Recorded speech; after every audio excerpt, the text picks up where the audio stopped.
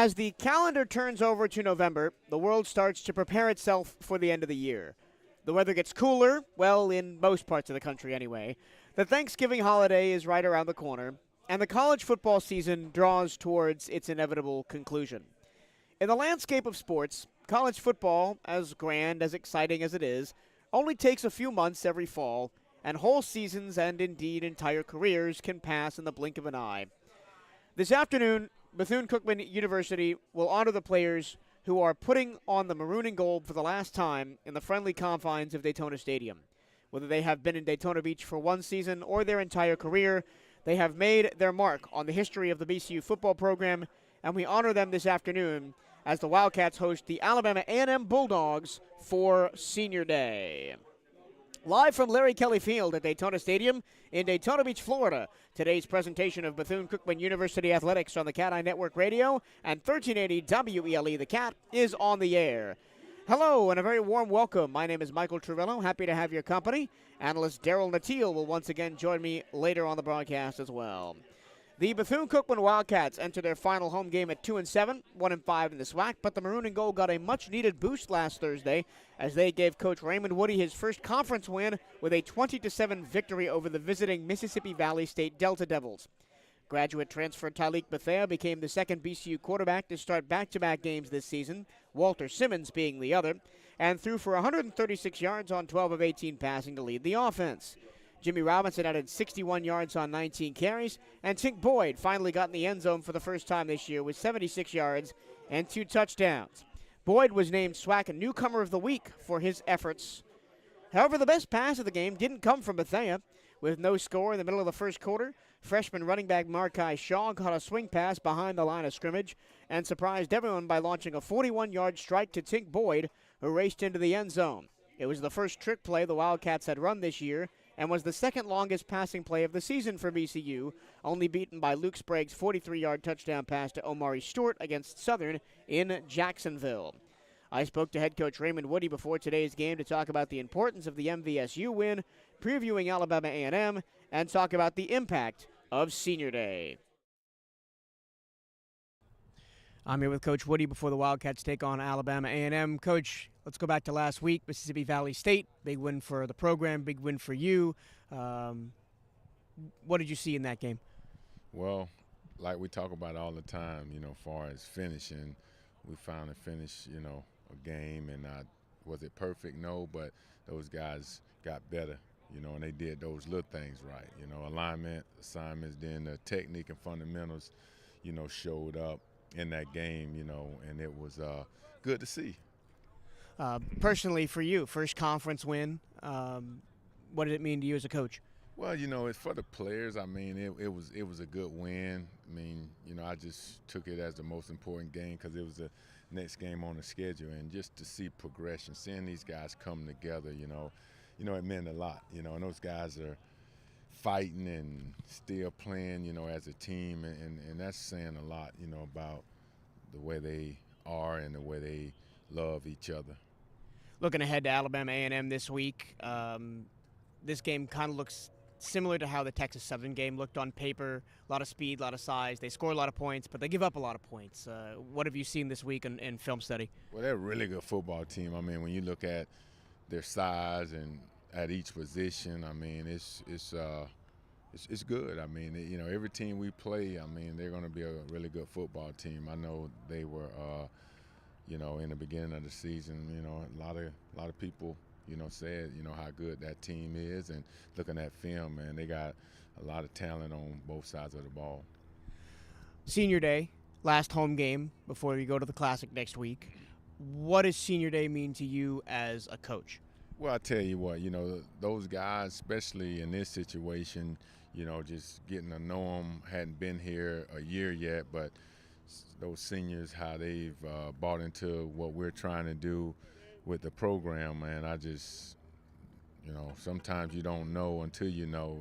It's my last time possibly playing on, my home field, and that's what they're thinking, and it means a lot, So we're going to, like I told the players, the returners, say, man, you guys owe it to yourself, you owe it to these seniors to give everything you got.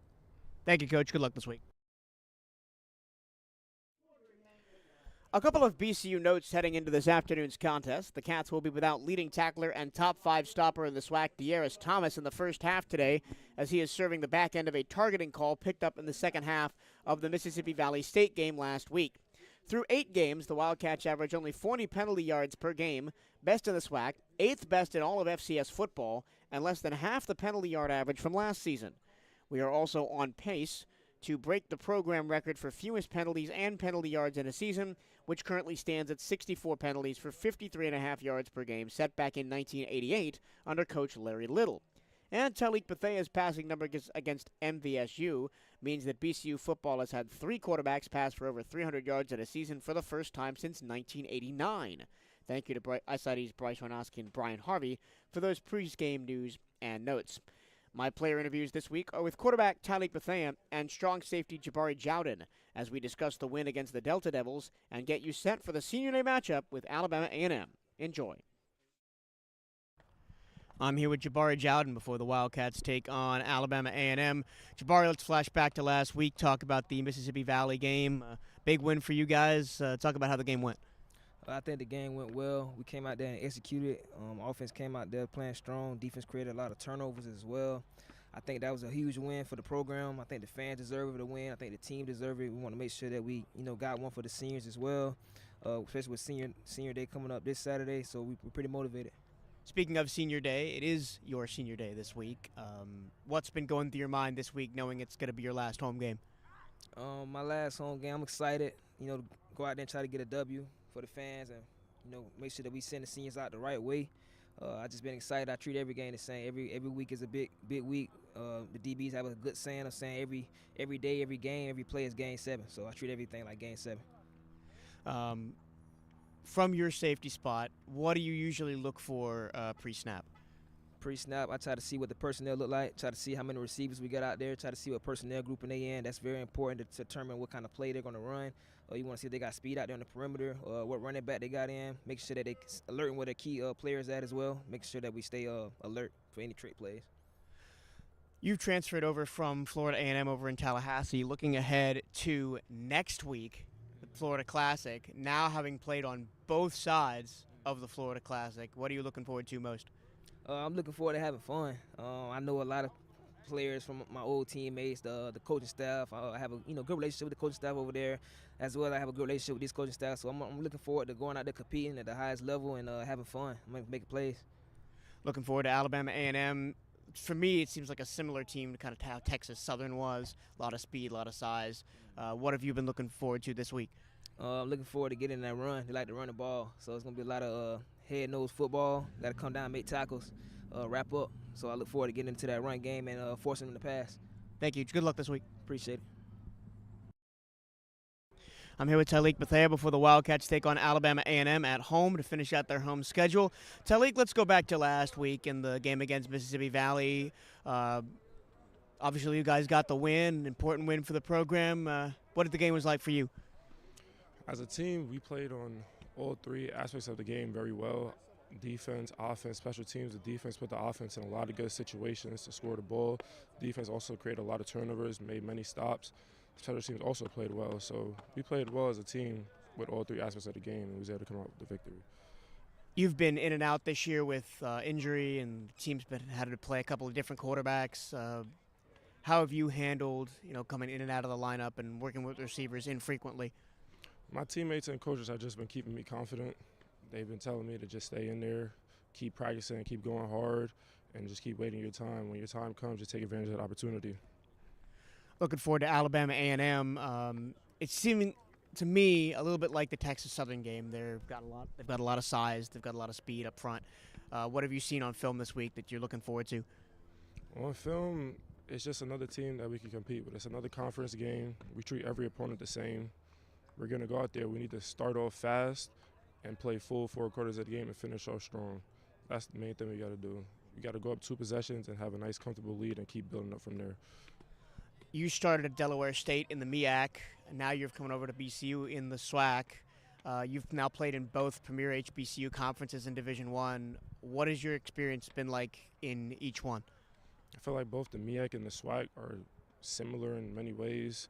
Both have very good athletes that are underlooked, and We all play fundamentally sound, and we like to fly around with the football. So the competition level is pretty much the same. We just got to be able to execute. Thank you. Good luck this week. Thank you. Picked to finish fourth in the Southwestern Athletic Conference's Eastern Division, the Alabama A&M Bulldogs showed the potential to be contenders early on in the season with wins over Arkansas, Pine Bluff, and Grambling State in September and October.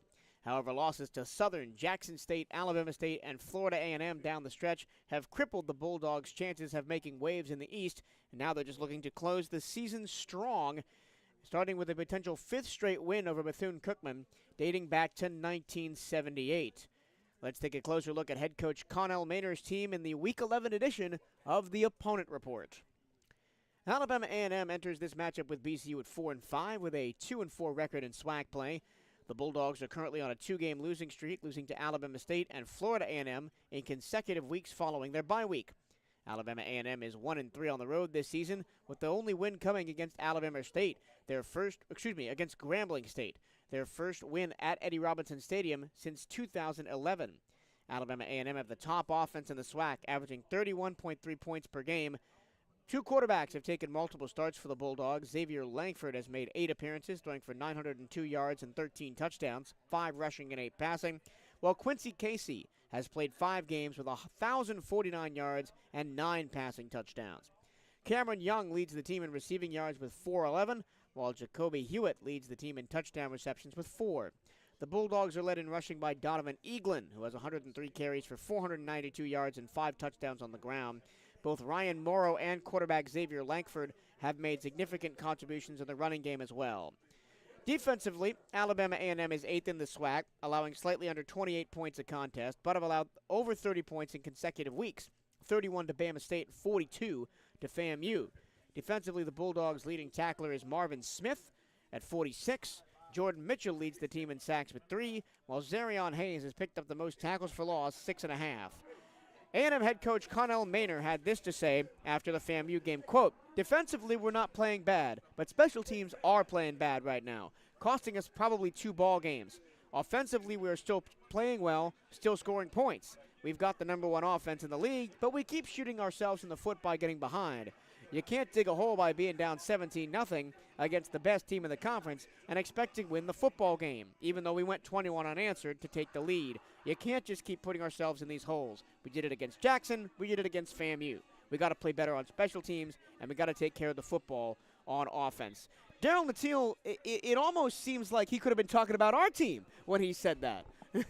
Got to take care of the football. Got to play better on offense. You know, we fared well the last few weeks. I'm excited about this game because I talked on the subject of this is a great measuring rod. Alabama A&M, and then next week Florida A&M. They're 2 of the most physical and bigger teams in the SWAC. I'm anxious to see how our offense continues to gel. But they played well last week, and we got a victory against Mississippi Valley State. But I want to see our defensive line, those guys who've been flying around like Hall and DeBula, I want to see how they fare against an offense like Alabama A&M who scores over 30 points a game. I equated this game in my interviews today, this week, and to you pregame as here come the Wildcats running out through the band. I equated this game to the Texas Southern game, which may be the most exciting game the Wildcats have played this season. It came all the way down to the wire. Wildcats fell by 3, but a game in which Texas Southern have a really explosive offense, but the defense gives up a lot of points, and we could potentially move the ball. Do you see it playing out kind of like that? Yeah, very much so, because you heard Coach Maynard talk about them shooting themselves in the foot. We have some holes in our feet too, because we shot ourselves in the foot on a number of games with scooping scores. But it's the team that makes the least mistakes this afternoon. We're a great disciplined football team. We're ranked in the nation as far as our yards penalized, but we're a great team that plays well at home. Wildcats are on the field. So is Alabama A&M. Wildcats in the senior day gold helmets, black jerseys, white pants, gold numbers, gold striping on the sides. Bethune in block letters on the side of the helmet, numbers on the other side. Alabama A&M in the road, white helmets, white jerseys, maroon pants, maroon numbers with a maroon stripe on the shoulders and a white stripe down the side of the pants. And as I mentioned in the intro, this is a A&M team that has been very tough for Bethune-Cookman throughout their history. 5 straight dating back to the 1970s. Wildcats haven't won against BCU since Wildcats haven't won against A&M, rather, since 1978. Well, and it's going to be really tough today. Well, I was on that team in 1978 where they defeated us, and we haven't beaten them since we left the SIAC, and they entered the SWAC. We went to the MEAC, so we have not beaten them since the late 70s. Like I can remember, we were talking before the game about John Stallworth and the history of Bethune-Cookman and Alabama A&M. It's always been a tough matchup.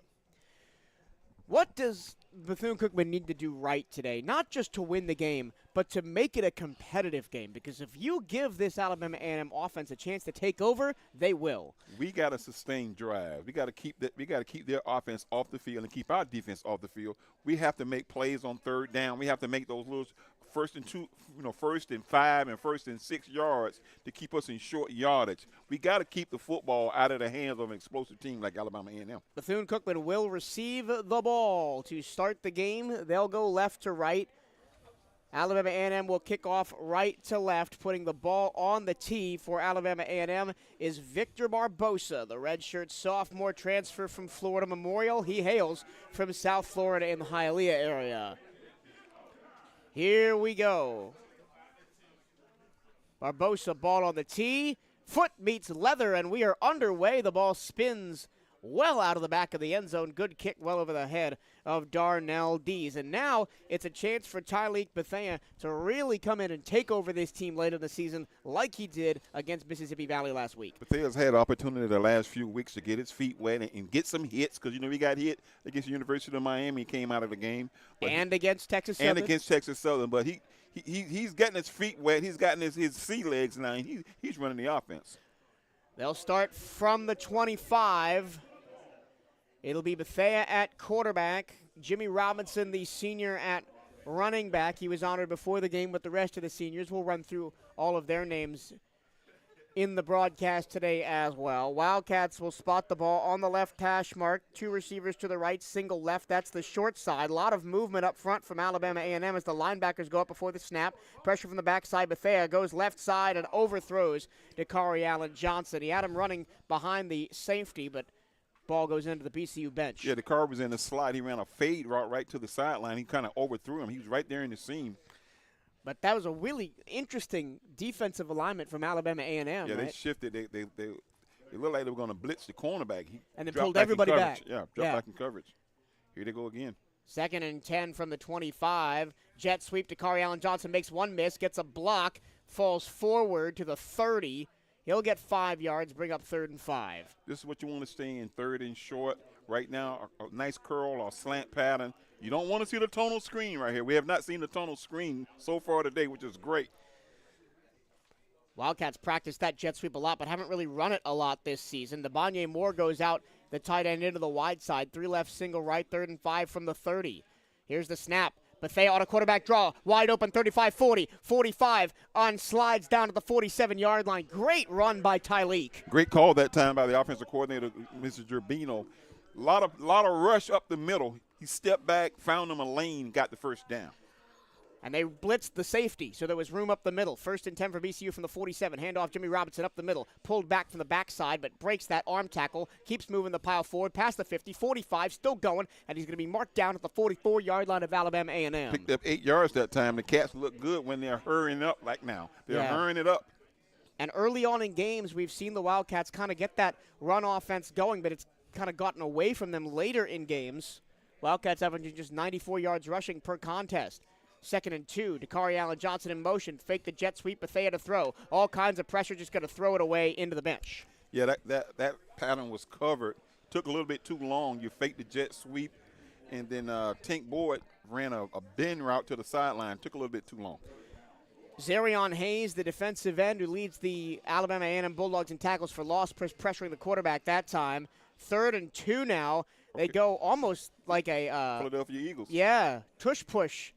Everybody up on the line of scrimmage. They snap the ball. They're going to hand it off. Got it. Falling forward. No, didn't get it. No.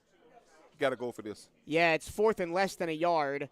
But interesting that Betha didn't keep it and go under. He handed it off to try and get a little bit of a misdirection. He handed it off to Robinson. It was a little bit too far. Now they're going to put him in the shotgun with 4th and 1. 4th and 1, Betha in the shotgun. 2 receivers left. That's Boyd and Dakari Allen Johnson. Now Betha runs up under center.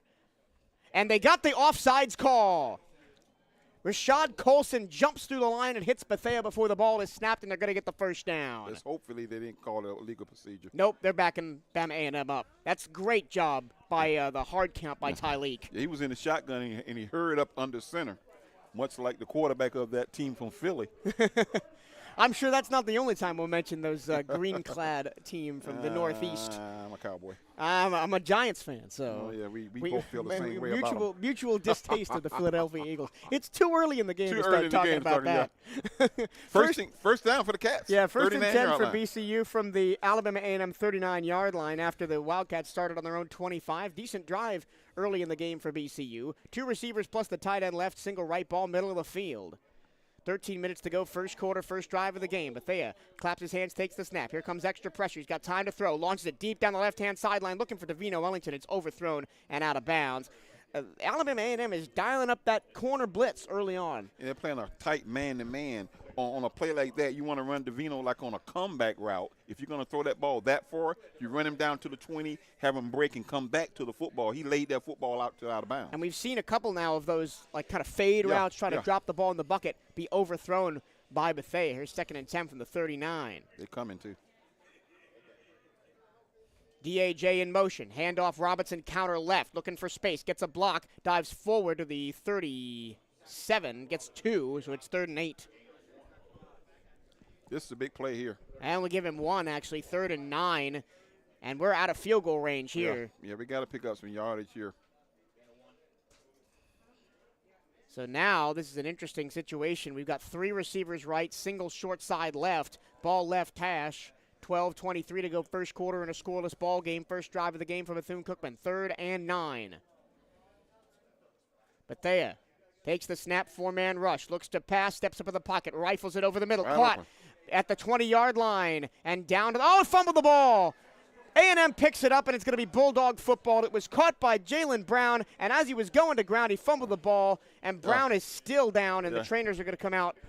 He hurt his knee on that play. And I wonder if we're going to see a review to see if he was down. He was down. He probably was down, too. Let's see. Turfil Bieneme picked up the loose ball for Alabama A&M. They're not going to review it. It's a fumble. But no, it was punched out by Bieneme, recovered by Amari Pate, the leader of this defense from his safety spot. He's a Aeneas Williams Award semifinalist, given to the best defensive back in HBCU football. And another theme that we have faced this year is injuries. Injuries in key positions, quarterback, offensive line, running back, and now Jalen Brown is down on the field and is being gingerly helped to the sideline. He was hit on the knee. I would like to see a replay, man, and see if he hit the ground before that ball came out. Well, they're not going to review it, so it must be pretty clear that he was not down when the ball came out. But for Bethune-Cookman, that is their 10th fumble lost this season. And, again, it takes the momentum away. What's the timeout? Let's see. Here we go. Here's the replay. We are going to look at the replay. Bienemy. Oh, no. We're going to get a replay on the monitor here. Bienemy hits him low at the knees, and is he down before the ball comes out? Nope, that ball's out before his elbow touches the ground. It's going to be A&M football. Media timeout. We'll take one, too. When we come back, it's Bama A&M ball right here on the CatEye Network and 1380 WELE.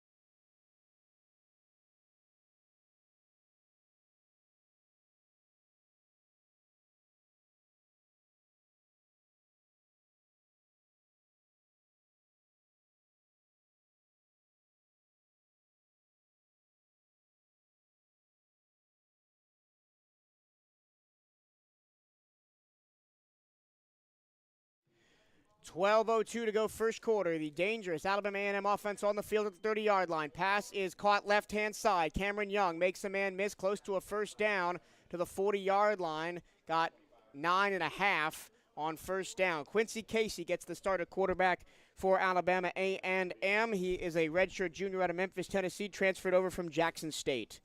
He's in the gun 5 wide, 2 left, 3 right, ball left hash. 11:37 and counting to go first quarter after the Wildcats fumbled after driving down into Alabama A&M territory to open up the game. Casey takes the low snap, moves defenders around. He's going to take off now, dump it over the middle. That pass is caught at midfield for a first down. That is Darren Turner, the redshirt sophomore, also from Memphis. So Memphis to Memphis connection on that pass. 2 straight first downs to the BCU 49. And this Alabama A&M offense will go fast, and they'll hit you hard through the air. Well, Thomas is in the game. He made the tackle. So, De'Arius Thomas. All right, 5 wide again. Casey snap, quick over the middle, incomplete, in and out of the hands of Donovan Payne, and it'll be 2nd and 10. This is going to be a big, big matchup for the DBs today, Darryl. Yeah, the DBs are going to have to play football this afternoon. We see the setup right now. They got twins to one side and trips to the other side, 5 wide. And finally, they'll bring in a running back for the first time today after 4 plays. It'll be Donovan Eaglin, the sophomore from Houston, Texas, transfer from Michigan State. A lot of transfer on this A&M team. 509 yards on 102 carries for Eaglin on the game, or on the season, rather. The Manvel High School product out of Houston. 1 man in motion left to right, and that makes it 2 by 2. Ball left hash, pitch left side, and Eaglin is blown up in the backfield and dropped all the way back at the 45-yard line of BCU. Jeremy Greaves with the tackle. That's Eddie Walls. Eddie Walls, Walls number 9. and Greaves was also there. Greaves has been playing some ball, the true freshman. Yeah, He's really been playing football. Great job by the defense to blow up that pitch. Now it's 3rd down and 15. Got to get to the 45 of Bethune, or 40 of Bethune-Cookman for a first down at Bama A&M's at their own 45, going right to left. 10:23 to go first quarter. 3 by 2 left to right, the receivers. Casey alone in the gun. Lots of cushion on the outside receivers. Let's see how the defense plays this. Here's the rush. Casey's swarmed. Casey sacked all the way back at the 37-yard line. Running out of the pile in celebration for the Wildcats. Didn't catch a number. Joshua Thornhill, it's a safety blitz for a sack. Thornhill came up the middle, man, and they couldn't account for him. He just blew up the middle and sacked the quarterback. They lost like 20 yards on that play. Great job by the defense. After the Bulldogs got 2 good first downs, they immediately got him to punt. Here's Austin McGreedy on to punt, the transfer from Louisiana Tech, averaging 44.3 yards per punt on the season. Back to return for Bethune-Cookman is Dakari Allen Johnson. Stands at his own 15-yard line. Backs up to the 13. Makes the catch. 15-20. Left side, running left, 25. And he'll be tackled right there, and that's where the Wildcats will begin their second drive of the game. So defense stepped up at the first time of asking. I think we've turned some pages on the offense and the defensive playbook because we dialed up something in there I haven't seen all year. The safety blitz, we had more men than they can account for, and that really bode well for the Wildcats for a 20-yard loss. So we got the football back 1st and 10 at the 25. Basketball season is in full swing. Come catch your Wildcats this Wednesday for a non-conference doubleheader. Women's basketball is set to open the action as they host Iona at 5:30 p.m. The men's basketball team will follow as they take on Trinity Baptist at 7:30. Admission is free at Moore Gymnasium. Can't make it? Catch all the action live on youtube.com/CatEye Network. Let's brag on the men's basketball team a little bit. I've seen a couple of your games. You've been broadcasting all week, guys. The men's team, man, were impressive last night. Even though they were playing, Trinity College. Those guys have great continuity. They play well together. 113 points on offense, most since 2019. Set a program record for steals, set a program record for three-pointers attempted. It was an offensive explosion by the Maroon and Gold at Moore Gym last night. And we have a lot of kids from Chicago on that team, too. 4 or 5 kids from Chicago. Yeah. And I was talking to Eric Dennis on the broadcast last night. He said that one of the assistant coaches, Billy Garrett, is from Chicago. No and wonder. That's the connection with Chicago. And the women's team, don't There's no sleep on them slouch. either. They went up to the Gainesville and gave the University of Florida a game. They trailed by 6 in the fourth quarter before the Gators finally pulled away in the last 2 minutes. And Coach Creighton is saying a 6'3" and a 6'5" for next season, so that program is on the rise. And a 5'9" shooting guard who scored over 1,000 high school points. I missed that one. Yeah, so she got some firepower. BCU women's basketball on the rise. Men's basketball hopefully on the rise as well. Here at Daytona Stadium, we're in the first quarter, no score. Wildcats and Bulldogs of Alabama A&M. There's 9:18 to go in it. Wildcats opened the game by driving down to the Alabama A&M 30 and then fumbled the ball on a Jalen Brown catch that would have been a first down. The Bulldogs then got a couple of quick first downs, got to midfield, but then a tackle for loss on a pitch and a sack meant that the Bulldogs had to punt it away. So it'll be Wildcat ball at the 25. The nation's largest HBCU football game is back on November 18th. Come catch the Wildcats as they take on the Florida A&M Rattlers in the 43rd annual Florida Blue Florida Classic at Camping World Stadium in Orlando. Tickets are on sale now at Ticketmaster.com. And remember, Wildcat fans, we are the road team this year. So we'll be sitting on the far side of the stadium. In the sun. We'll be in the broadcast booth for that one. I mean, even though it seems lopsided, I always look forward to the Classic every year. It's always a great atmosphere, large crowd, everybody out there having fun pregame. It's such a good time. I'm going to tell you right now, they're flying high. They're going to bring 40,000 folks to the Classic. And it's going to be a big-time celebration with the Cats and the Rattlers get together. Here we go. Wildcats ball left hash out of the timeout. 2 receivers to the short side left, single right. Robinson in the backfield with Betha in the gun. 4 down linemen for Alabama A&M. Dakari Allen Johnson goes across the formation left to right, handoff to Jimmy Robinson. He powers through a couple of bodies and gets 4 up to the 29. Jimmy's been running hard the last few weeks. He's finally bouncing that thing to the outside, picking up those extra yards. Well, not that time, though. He just ran through some arm tackles and picked up 4 yards. 2nd and 6. Same formation. This time they bring Nabanye Moore in as the H-back to block. Moore does get that block. Robinson straight up the middle, dragging defenders close to a first down up to the 34. It'll be 3rd and 1. We've been able to run the football on that tough defense right now. It's a stingy defense, but right now we at 3rd and 1. That's what you want to see. Alabama A&M allowing 122 rushing yards per game. That's 4th in the SWAC. Yeah, they're tough against the run. Some big bodies up there for the Bulldogs, But it's the including offensive Rashad line. Colston, 6'6", 330 at nose tackle. Wildcats are set up in that tush-push formation again on 3rd and 1. They hand the ball off to Robinson, and he got there. Needed 1, got 2, up to the 36. Yeah, a little bowling ball went in sideways and got that ball right across the yard markers for the first down. And they've handed the ball off from the tush-push formation twice now. And you can't really see. It's like a wing tee back there almost. Yeah, You can't see. old-style football. They'll spread it back out now. 1st and 10, 8:05 to go. Clock running first quarter, no score. Bethea in the gun. Oh, it's a direct snap to Robinson that goes through his hands all the way back to the 20. He loses the ball, and A&M has it at the 19-yard line. Another BCU turnover. Well, we're killing. Before the game, we talk about teams shooting themselves in the foot. Well, we went back to back in each foot.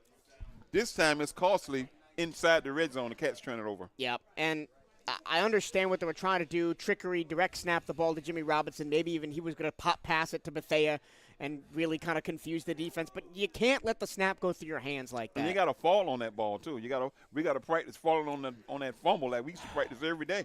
Turnover margin for Bethune-Cookman on the year now -5. Wow. Here is Alabama A&M in scoring range. It's going to be Lankford over the middle, caught, touchdown. 1 play strike from Quincy Casey, to Cameron Young. 20-yard strike, and Alabama A&M takes a gift, an absolute gift from Bethune-Cookman to open the scoring. Well, it's like the tooth fairy, man. You lose your tooth, put it up on the pillow, you get some money. So they just got paid right there. Cameron Young's 4th receiving touchdown of the year, the senior from Daphne, Alabama. Quincy Casey, the redshirt junior from Texas, his 10th touchdown pass of the season. Extra point up and good from Victor Barbosa. And it is 7-0 Bulldogs over Wildcats with 7:49 to go first quarter. We'll take a break and try and break this down when we come back. This is BCU Athletics on the CatEye Network.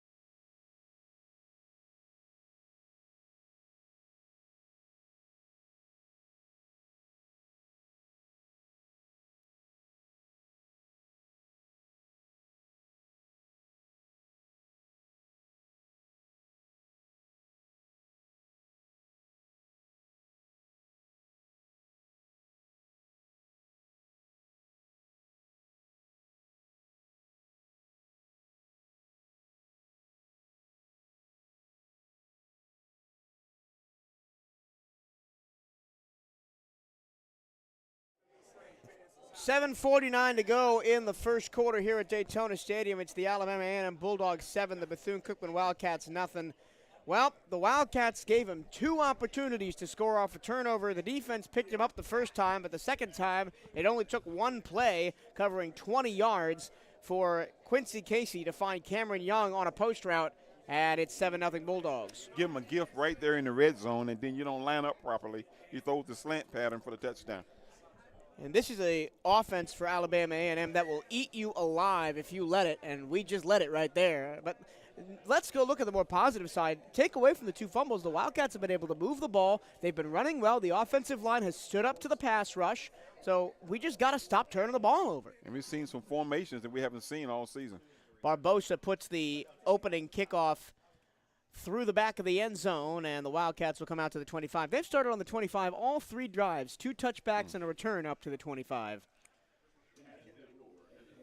And there is a little bit of rain clouds looking like they're moving in from the east. Yeah. So the radar man behind me, I'm letting him see what's happening. We may see some inclement weather. We haven't had it all season here at Daytona Stadium. Haven't had it all season anywhere. First and 10 for Bethune-Cookman. All right. It'll be Tyleek Betha back in at quarterback. This time the ball spotted right hash. First time that's happened. And a new running back in the game for BCU. This is Markai Shaw, the freshman from Aladano, California. Snap to Betha. Time, throws screen left side. Nabanye Moore tripped up at the line of scrimmage, no gain. Yeah, the tight end flared out that time. Moore, a former quarterback. They beefed him up and put him at tight end. Marvin Smith, the linebacker, made the tackle. He's a sophomore from Loganville in Georgia. Second down and 10. All that play did was serve to move the ball from the right hash to the left hash. 3 receivers in the formation, 4 down linemen. Defensive line shifts left to right. DAJ in motion. Handoff Markai Shaw. Tries to dive up the middle. Does squirt through 1 tackle. Gets up to the 29, but it's going to be 3rd down and 6. And Shaw is a slippery little back. You know, he's a true freshman out of California. Number 6 running back out of high school last year, coming out of Cali. I'd like to see him run the football more. Yep, only 4 carries for 19 yards in the game against Mississippi Valley State. And, of course, he had that 1 long touchdown pass on the trick play to Tink Boyd. 3rd and 6 from the 29. 3 right, single left. Linebackers I've noticed for Bama A&M playing well back of the offensive line. Yeah. That's Jordan Mitchell and Xavier Billingsley.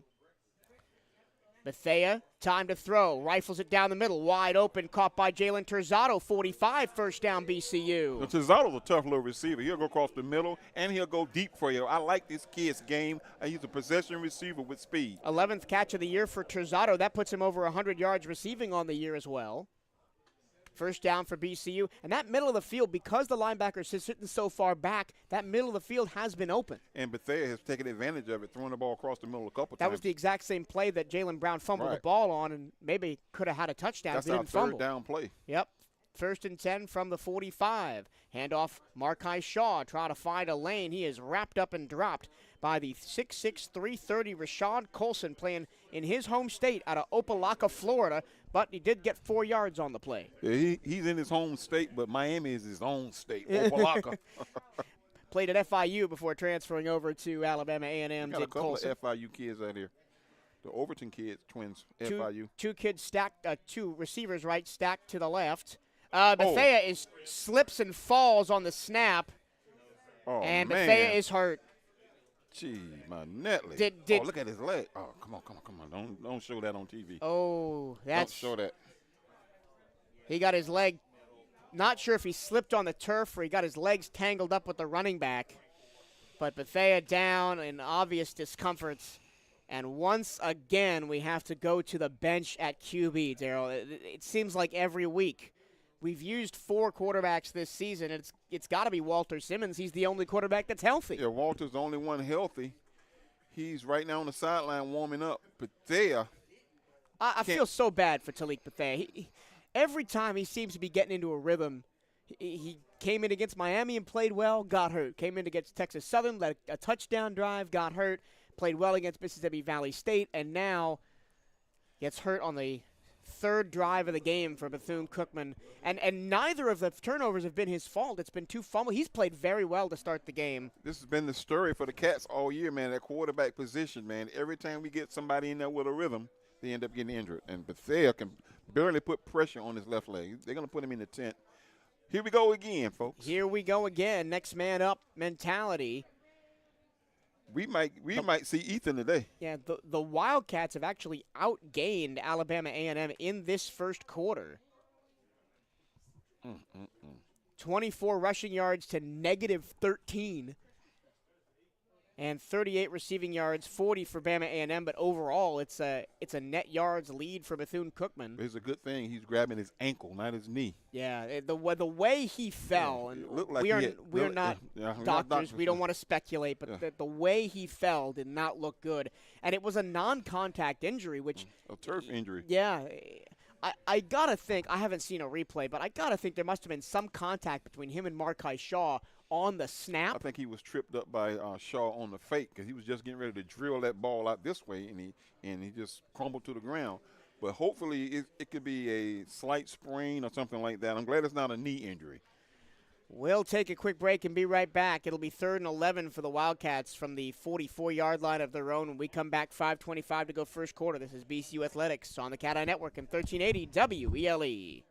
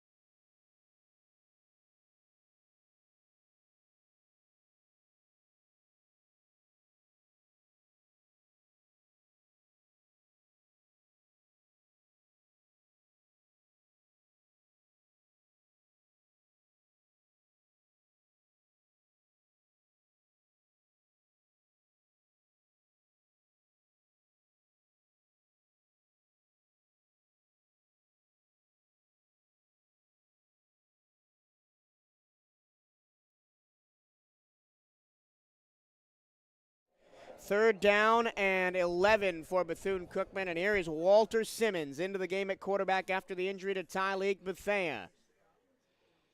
Simmons takes the snap, pressure up the middle. A&M brought the house. He's going to be sacked back at the 41. They knew what was coming. They know Simmons is a running quarterback, and they blitzed right where he was trying to run. Bring up 4th down. Well, on 3rd down and 11, brand new quarterback in the game. I'd even if I didn't have the scouting report, I'd blitz him just to put him under pressure.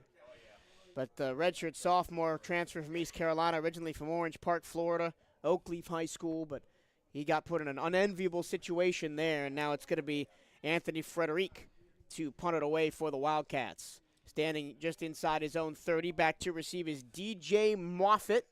No, correction, Terrell Gardner is back to receive. Frederic gets the punt away. It's spiraling to the left, and it takes a nice bounce, stays in bounds, inside the 25 and down to the 23. That's a great punt by Frederic. I'm not sure he meant it, but he got it done. Like a 38-yard, 40-yard punt. Yeah, that looked like it was going to spiral directly out of bounds. It hit about 2 yards in from the sideline and kicked infield back and went about 10 more yards. Play defense right here. Yeah, so good news. He may not come back, but Tyleek Betha is up and walking around, so putting pressure on his ankle, limping a little bit, but still up and walking. Here we go. Bama A&M on offense at their own 24. 1st and 10, going right to left in this first half. 4:26 to go first quarter with a 7-0 lead. Quincy Casey at quarterback. Handoff left-hand side. Nowhere to go for the running back, Eaglin, as he gets back to the original line of scrimmage and nothing more. 2nd and 10. And you mentioned that De'Aris Thomas is in there even after serving a suspension for we thought he was going to serve a suspension for targeting, but apparently not. Screen left side to Gardner, gets a block, gets to the 30, run out of bounds there, gain of 4. So it's going to be 3rd down and 5. Big 3rd down here. But yeah, big third down here for the defense, trying to get off the field after. You got your big boys in there, the Bula, Amari Jones, Walls, all the big guys in there right now. Jefferson LaFontant in there as well. He'll play right defensive tackle. Eaglin is the running back, Casey the quarterback, 2 receivers to each side, ball on the left-hand hash of the field.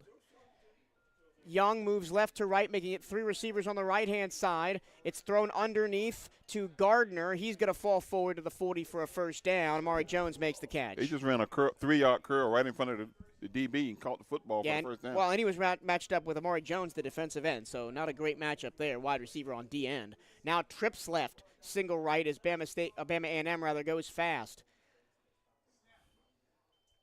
Fakes the pass left. Casey stands in, throws all the way across his body to the right. Pass caught 45 and ripping the receiver out of bounds at the 47-yard line is Jalen Christian, excuse me.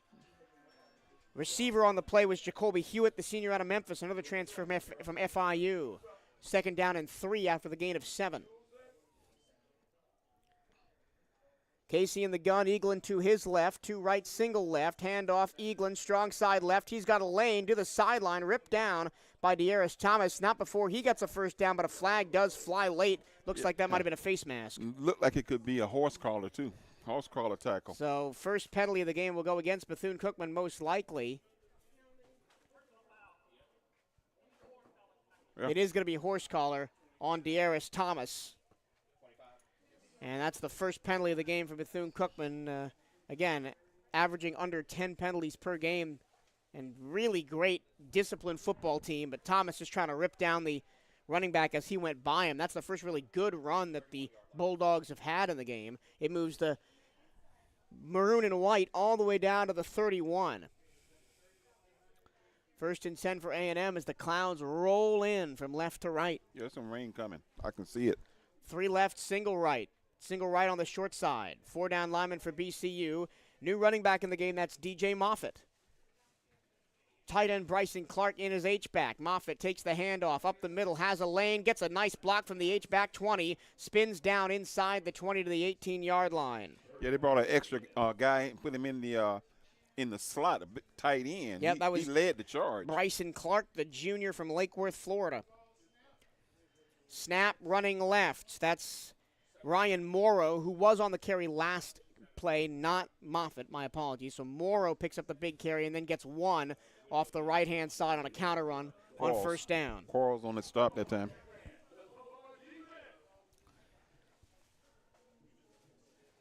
Second down and 9 after the gain of 1 from the 17-yard line. A&M trying to go up 2 scores here in the first quarter. 1:35 and counting to go in it.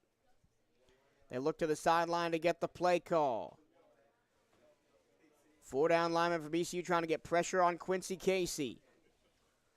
Casey the snap. He's going to run to the right, fake the pitch, and dive forward to the 11. So it'll be 3rd down and 2 at the 11. Got to get to the 9 for a first down for Alabama A&M. He kind of ran an option that time. Yeah, I said there was no dive back, though. He faked the pitch to the right. Casey not the best runner, averaging -9 yards, but that is counting the sacks. Xavier Langford is the better runner. He takes the snap, throws right side, gets nailed as he let the ball go, and the pass flutters out of bounds. Amari Jones, that was not a nice hit. It's going to go 4th down. Let's see what they decide to do. They're going to go for it. 4th and 2. They're at the 11. They need the 9. They're up by 7 already with 53 seconds to go. Looking at the replay, Amari Jones just came in unblocked off the left-hand side. Big hit. Yeah, they're going to run that little short curl route right here. Here we go. 4th and 2. Trying to do some hard count shenanigans that's to get too much cushion. You can come up on him a little bit.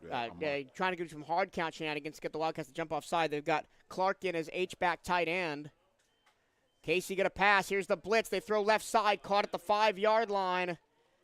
And it's first down for Alabama A&M. LeVar Gums, the Central Michigan transfer, makes the catch. Simple pitch and catch. You only need 3 yards. You want a quick out with the cushion it was giving you. That's first down. They'll spot the ball at the 6. Second unit on the defensive line comes in. That's Tabula, Cunningham, Jeremy Greaves, Adrian Hall. First and goal for the Bulldogs from the 6. Snap Casey. He's pressured. He's chased. He escapes to his left. Has a lane at the 10. Cuts back by DeBula. Pulls forward to the 3. That's a great job by Quincy Casey in the backfield. Yeah. The Wildcats had him dead to rights for about a 5 to 6 yard loss, but he somehow spun away from 2 defenders. I think they knocked each other off of him. They both hit at the same time and knocked each other off the tackle. He's second and goal. Second and goal from the 2 is where they'll spot it. And that'll be the end of the first quarter. So it's 7-0. Alabama A&M. Another quarterback went down for BCU in the form of Tylik Betha. 2 turnovers gave the Bulldogs their opportunity to score, and that is how we get our 7-0 score at the end of 1. We'll be back at Daytona Stadium right after this. This is Bethune-Cookman University football on the CatEye Network and 1380 WELE.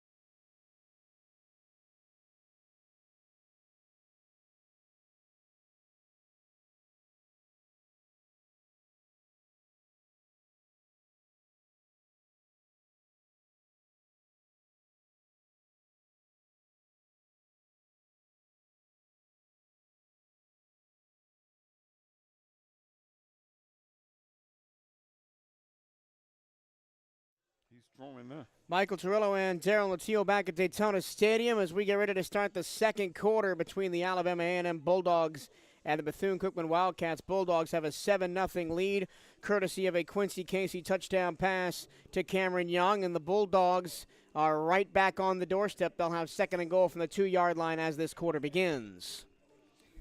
Well, it's been a story all year, man. You know, we get a rhythm going, you lose a quarterback or you lose a receiver or you lose a running back. Coach Woody couldn't buy a break this year. No, and to his credit, he has persevered. He's never wavered. Anytime I talk to him, he's always positive. He's always upbeat. He's always trying to get his guys ready to play every game. He always says, like, the most important game is the next game. Right. And he said that to me even after I talked to him about the win against Valley State. He didn't want to talk about it. He says the most important game is the next game. We put that behind us and we move on. And I think that's a mentality that will serve this program well moving forward. I think his mentality is stamped all across his team right now. You can see the way we play. We're a very disciplined team. He's a kind of quiet guy, but we play quietly, but we play loud with our pads. Nike is the official outfitter of the Bethune-Cookman Wildcats. Gear up on the newest BCU Nike gear at Nike.com/Bethune-Cookman Wildcats. Here come the teams back out onto the field after the quarter break. Once again, it's first and goal at the 2 for Alabama A&M. Correction, second and goal at the 2 for the Bulldogs. They'll attack the end zone to listeners right in the white helmets, white jerseys, maroon pants. Here's the set. It's Xavier Langford in at quarterback. Watch it. He is the running quarterback. He will run to the left, gets a block touchdown. Bryson Clark, the tight end, in there to block again, and he made him a lane. And it's the 8th rushing touchdown of the season for Xavier Langford. Yeah, that formation, we were doomed because it looked like they had double tight ends in the backfield. So the backs went one direction, the quarterback kept it and went around the left side behind the tight end for the touchdown. Barbosa on for the extra point. 14:56 to go second quarter, and here we go again. Wildcats down by 2 scores in the first half. Extra point up, and it is good. And it looks like the Wildcats only had they only had 10 men in the formation on the extra point. They were yelling for the one guy who was coming off to come back on. Now, it doesn't matter. The extra point is up and good. 14:56 left first half. Bulldogs 14, Wildcats 0. Stay up to date with everything Bethune-Cookman Athletics by checking out the Wildcats on social media. Give BCU Athletics a like on Facebook and follow the Wildcats on Twitter and Instagram at BCU_athletics. For the latest on BCU football, follow at BCU Gridiron on Twitter and Instagram. You'll want to follow all the BCU accounts because Eugene Robinson and our great media staff do a fantastic job at putting out nice game day graphics and score bugs and keeping you up to date on everything that's going on around BCU sports. Oh yeah, it's great. You know, throughout the week on Facebook or your Instagram, you can always see what the Cats are doing, and we got we got volleyball, football, baseball, and basketball going on right now. Baseball fall scrimmage against UNF today. Right now they're in Jacksonville. Yeah. Here's the kickoff, left to right. It's a squib kick bouncing in the middle of the field, picked up at the 30-yard line and tripped up at the 37. That's Amari Jones. We know he's got hands because he took a pick six back to the house all the way back against Memphis. And he got wheels, too. Like you say, he took that pick six back in the beginning of the season against Memphis. And that's maybe why he's in the middle of the field to defend against that squib. Right. 1st and 10 for the Wildcats. They'll have the best starting field position of the game at their own 38-yard line. And here is Walter Simmons. So Betha not back enough to go into the game. Haven't seen Simmons on the sideline. Betha is right in front of us. Excuse me, Betha on the sideline. Doing knee toe raisers. We'll see maybe in the second half if he could return. It is Simmons' ball game right now. Lots of movement on the defensive front. 4 receivers in the formation. Quarterback keeper, 50, and sliding down to the 49. There is Walter Simmons' best asset is his legs. That's the package they're going to have to use this afternoon. Use his legs and his arm when we have to, but yeah, he looked well that time. He picked up the first down. That was a great job by Simmons. Faked the pitch left and then dove up the middle. 1st and 10 at the 49 of BCU. DAJ on a jet sweep. Handoff left-hand side. Robinson trying to cut back. He'll get to the original line of scrimmage. Move the pile forward for 2, maybe 3 yards. Tough 3 yards. He was stopped for a loss. So they give him 4 on that one. They only gave him 3. 2nd down and 7 now. The Wildcats will go very run-heavy with Simmons in at quarterback. 2 by 2 the receivers. They'll still playing spread-out formations. Linebackers now very close into the line of scrimmage. Another handoff, Robinson. No, keeper, left-hand side, 45-40, 35-31 man to beat. Tripped up at the 28-yard line. Walter Simmons running through everybody. Alabama A&M is now seeing something they haven't seen on film in about 4 weeks because Simmons hasn't played. Right now, the change in the offense is working well for the Cats. Simmons hasn't played since Alabama State. They pitch it right. Robinson cuts back left, dives forward for about 4 to the 26. I kind of like that little offense, the pitch, or you can keep it, or you can run some variations. We have turned the page a little bit on offense. Well, we've been working on the offense when Simmons is in the game, and I have a few more thoughts about that I can talk about when we get a stoppage in play. 2nd down and 6 after the gain of 4. Simmons to throw for the first time. Screen into the flat, Nabanye Moore. 25-20, puts down his shoulder, bowls over a defender, and falls forward to the 12-yard line. 1st down BCU. Yeah. We've opened up the playbook a little bit. We're seeing some things that Betha can't do that Simmons is able to do. Let's see where they spot the ball. They spotted all the way back at the 14-yard line. So they took 2 yards away from Nabanye on the fall. He rolled over. We can pick up a 1st down at the 4. Handoff, middle. Robinson up the middle, skipping through to the 5-yard line. That's a 9-yard run on 1st down. So Simmons has come in and gave us a spark with the ground game. Yeah. Offensive line is doing well, too. They've been doing good at run blocking. 2nd down and 1 from the 6 they spotted out, so 2nd down and 2. Simmons, shotgun snap. He'll look to throw. Now throws middle. Oh, it's in and out of the hands of Dakari Allen Johnson. He was open in the middle, and it was a nice pass to get it to him between two defenders, but he couldn't hold on. Little Pat Mahomes style that time, sidearm that thing right to him in his gut. Dropped it. Now what do you dial up on 3rd and 2? You don't want to be held to a field goal here. You want to run the football to the right side. You want to run the option. Well, the right side is the short side of the field all the way to the far side, ball right hash. Robinson. It's going to be Robinson on a dive, cuts back left, dives for the pylon. He's short. He's going to be tackled at the 1-yard line. Looked like he got in that time, though. Well, his knee might have been down, but it is 1st and goal from the 1. So great. And you were talking about Jimmy Robinson cutting that ball. He did that beautifully. Nothing was up the middle. He cut the ball right. Great looking answer right here to the drive of Alabama State. We need a touchdown right here. 1st and goal from the 1. Simmons in the gun. All sorts of confusion on the Alabama State line. Handoff. Robinson up the middle. Met in the backfield. Pushes the pile forward. Did he get there? No. Got back to the line of scrimmage. 2nd and goal from the 1. I'm surprised with how well Simmons runs. We're not up in that Eagles formation. Simmons has been chomping at the bit to get back in the ball game, and I think this package that they have for him right now is very elusive. 2nd and goal, Cats at the 1. Simmons back in the gun. Robinson on his left hip. 2 receivers each side. Timeout. And timeout. Could it be called by Alabama State, Alabama A&M. Not sure who called the timeout. Alabama A&M coach Alabama ran A&M. on the field. Yeah, so A&M, because I think they had an extra man on the field, if I'm not mistaken. They were subbing, so I'm not sure. So that is Alabama A&M to talk about. So now, what I was going to say when I had a chance is there's been a lot of discourse through the BCU football fan base this year about the different quarterbacks, the different styles, and how maybe the coaching staff hasn't played to the quarterback's strength by play calling, and Simmons was out of his element because he's in a shotgun pass-first offense that was built for Luke Sprague, and he's not Luke Sprague, but now you put him in an offense that is almost reminiscent of a triple option kind of out of the shotgun, and he is thriving on this drive. I think this time of the season, the coaching staff have really looked at themselves. They've coached themselves, and they have scouted themselves. Now they know what player can do what. You can see it right here with Simmons coming in. Simmons has done stuff completely different than Betha. Betha was dropping back, drilling that football. Right now he has the linebackers on wheels because he's running the football. Yeah, and 2 big Betha runs, one from the 35 and then one from about midfield down to the 30 for Simmons on this drive for the Wildcats have put them in this position. It is 2nd and goal from the 1-yard line for BCU. 11:24 to go in this first half, trying to claw back from a 14-0 deficit.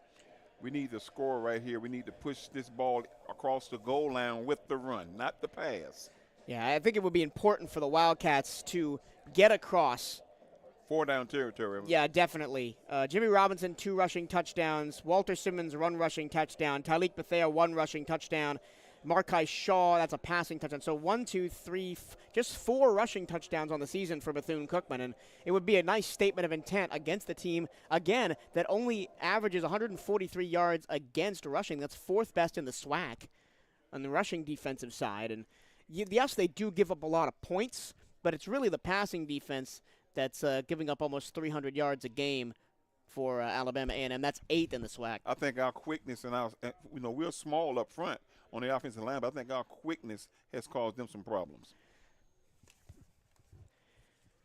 Make sure you are representing Bethune-Cookman University athletics to the fullest. Buy the latest BCU gear online at the Bethune-Cookman online store. Go to bcuathletics.com and click on shop to find the newest BCU clothing and apparel. That's bcuathletics.com and click on shop. Out of the timeout, here we go. 2nd down and goal from the 1-yard line for Bethune-Cookman. They'll still spread it out.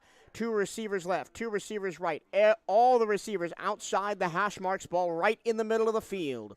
Simmons in the gun, Robinson to his left, 5 on the offensive line, 7 in the box for the Bulldogs. They run the jet sweep, and skipping in without a touch is Walter Simmons. Touchdown Bethune-Cookman, touchdown Maroon and Gold. Both linebackers hit on the jet sweep fake and took him out of the play. Interesting call that time because you got your beefy running back in the game, and he faked it to Jimmy Robinson. He scooted up the middle for the touchdown. His legs are the difference in the game right now. Yeah, and what I was talking about, Dakari Allen Johnson coming across, took both linebackers out of the play. They both bit on the fake jet sweep. Good-looking drive to answer for the Cats. Well, Cade Hector on for the first time today to attempt the extra point. It is up, It is good, and with 11:21 to go in this afternoon's first half, it's the Bulldogs of Alabama A&M 14, the Wildcats of Bethune-Cookman 7, and now it's important to get that defense back to where it was on the first drive of the game. You know, usually when we score, the defense comes back, you know, really jacked up. We got to force them 3 and out right here to get the football back in good field position, because right now Alabama A&M is reeling because they have not seen this offense. We haven't seen it. The Wildcats scored that touchdown in 10 plays, covering 62 yards, and ending it with a 1-yard touchdown run for Walter Simmons. But that was not the most impressive thing that Simmons did on that drive. He had 2 15-plus yard carries to get the Wildcats into the red zone. You know, I was on the sideline against Grambling, and I saw him, and I talked to him, you know, a couple of times. He was chomping at the bit saying, the next time I get my opportunity, you're going to see something different. And now I see what they're talking about, because now they've created a package just for him, because if we'd have saw Betha, he would have been up under the center on that play. Yeah, well, that's how Betha scored his rushing touchdown against Texas Southern, right? It was from the 1-yard line, but he dove across and stretched the ball over the line. Cade Hector set to kick off right to left. Wildcats in the gold helmets, black jerseys, white pants. White helmets, white jerseys, maroon pants for Alabama A&M. Hector sends this one deep. It's going to be Terrell Gardner to watch it go over his head and into the end zone, and the Bulldogs will come out to the 25. Time now to see these undersized defensive tackles and linebackers play some football right here. You know, we saw it early in the first quarter when we dialed up a blitz from the safety blitz, and we stifled them, forced them to punt the football. And you see the same thing now. You like to say that these teams are growing up before our eyes. Oh, yeah, you said it a lot last week, and I think the defense has been the thing that we've hung our hats on this year, but I think they need to grow up a little bit against this really good Alabama A&M offense. It is Quincy Casey, the passing threat, back in the game for the Bulldogs. Lots of pre-snap movement. Will send one receiver left, 3 to the right, bunched near side. Handoff, no, fake the handoff, jet sweep to the left. It's going to be screen, to the left. It's going to be caught by Cameron Young. He scoots forward for about 2 yards to the 27. The way they set that play up, you know, he was actually behind the blockers, and he had a lane. But that time the defensive back slipped through and made a great tackle. Jalen Christian on the tackle there from his nickel tackle. spot. Yeah. 2nd and 8. This time they do go handoff straight up the middle. Trying to power through. Here is DJ Moffitt. And he falls forward close to a first down at the 33. It'll be 3rd and 2. Oh, correction. That is Harold Jemison on the carry for Alabama A&M. He's a big guy. Screen pass left side, intercepted. It was overthrown. No, it's going to be an incomplete pass.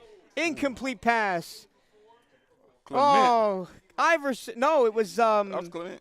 number 4. Oh, no, pass breakup Iverson Clement. You're correct. Yeah.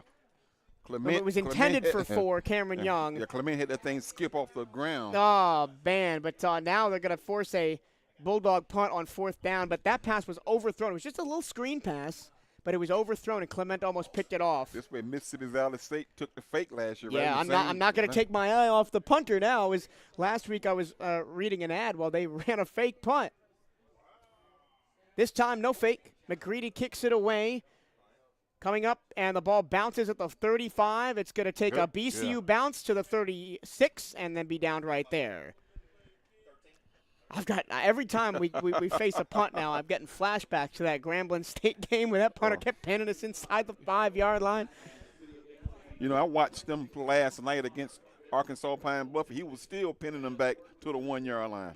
We'll take a quick break. Wildcats on offense down 7 with 10:22 to go in the first half. When we come back, this is BCU Athletics on the CatEye Network and 1380 WELE.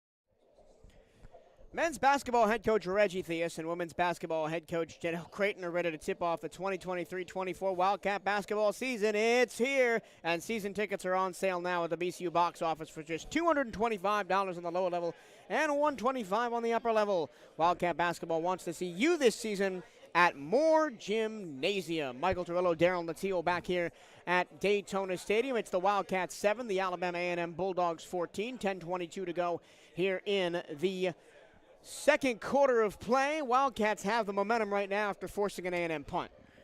The change of Walter Simmons ignited the Wildcats' offensive drive on the last possession. Let's see if it continues here. Walter Simmons, of course, in for the injured Tyleek Betha, who was kind of tripped up by his own running back while trying to drop back for a pass late in the first quarter. And that was his first full drive. He had to finish the drive where Betha got injured, but that was Simmons' first full drive, and he did a good job with it, moved all the way down and scored a touchdown. But now let's see what adjustments the defense makes for Alabama A&M and how we could potentially counter those adjustments. Exactly. 1st and 10 for Bethune-Cookman from their own 36, going right to left. Gold helmets, black jerseys, white pants. 2 receivers right to the short side, 2 left. Linebackers back off. 1 man in motion. Quarterback keeper, spinning in the lane, getting to the 40 is Simmons. That's a 4-yard pickup on first down.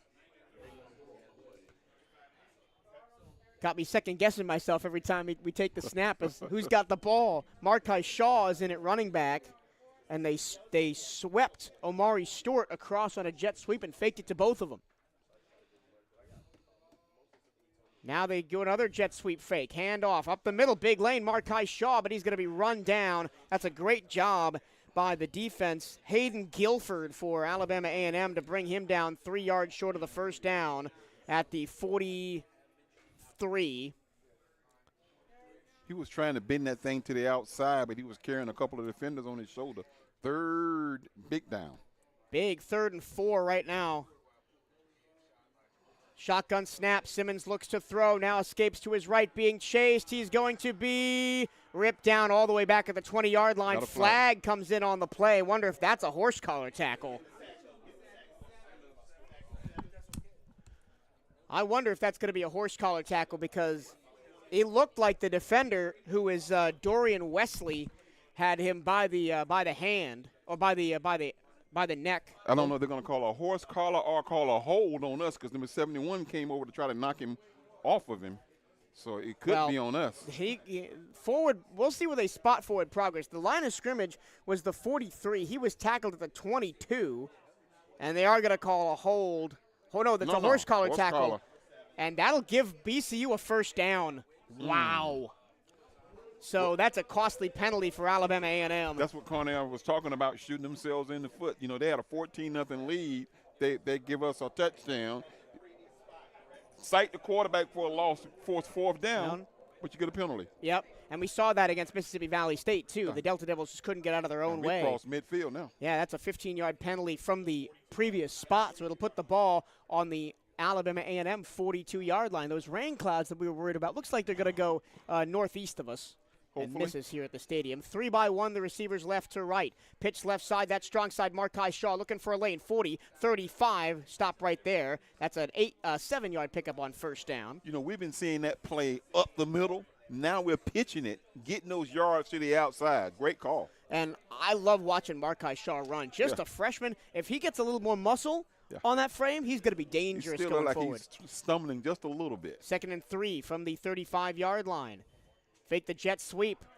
Simmons ripped down at the line of scrimmage. Could not get away from Jordan Mitchell, the linebacker. They should have gave that. He should have given that to the fullback that time. Well, they brought the wide receiver Omari Stewart in as the jet sweeper. There's a lot more pre-snap motion for the Wildcats offense than there has been earlier on in the season, but now it's going to be 3rd and 5. They give him a loss of 2 on the play. Got to get to the 32 for a first down. Simmons in the gun, 3 left, single right. Markai Shaw, the running back, moves from left to right in the backfield.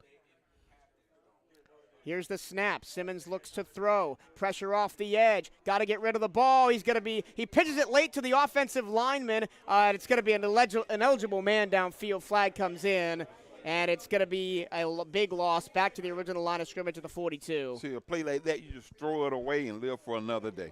Well, Everybody was covered. It was third down. Yeah, everybody was covered. Just throw it away. He threw it to a lineman. We're going to get penalized now and be out of at least. I don't think we were in field goal range, even if we got no yards on the play. The line of scrimmage was the 36. And it's going to be a loss of down, so it's going to be fourth down now. Yeah. He pitched it to, try to see who that was. Like 64? No. Was it Antoine Wells, 79? Yeah. Yeah, so Antoine Wells, he just pitched it over the top to the offensive lineman who'd been beat and was just kind of standing there. Yeah, an eligible man downfield on the No, illegal touch. Well, illegal touch. They declined the penalty, so it will be fourth down. Okay. So they're going to be third. It'll be 4th and 5. We're not going to go for it. We're going to punt it. No, they're going to move the ball back to the 42 because it's where the touching occurred. Okay, that's where the penalty is. So it puts it out of field goal 10. range. 4th and 10 now. Wildcats will punt. Anthony Frederic trying to pin Terrell Gardner deep. Last time he pinned him at the 25. This time looking to get better than that, punting from his own 45. Moving to his right to take the snap, gets the punt away, arcing to the right-hand side. Fair catch called for. The ball bounces straight up in the air at the 5 and is touchdown at the 4. You know, Frederic, man, I talked to him during the grounding game, and I was kidding with him, but he's a great competitor, too, and he keeps the guys going. He has a great knack for kicking that ball because he's doing it rugby style, and they're not holding that ball flat anymore. They're holding the nose down and kicking that ball so that when it hits the ground, it's got that backspin. That backspin. Yeah. Absolutely. Timeout on the field. We'll take one, too. 7:38 to go first half. Bulldogs 14-0. Wildcat defense on the ball next when we come back. This is BCU Athletics on the CatEye Network and 1380 WELE.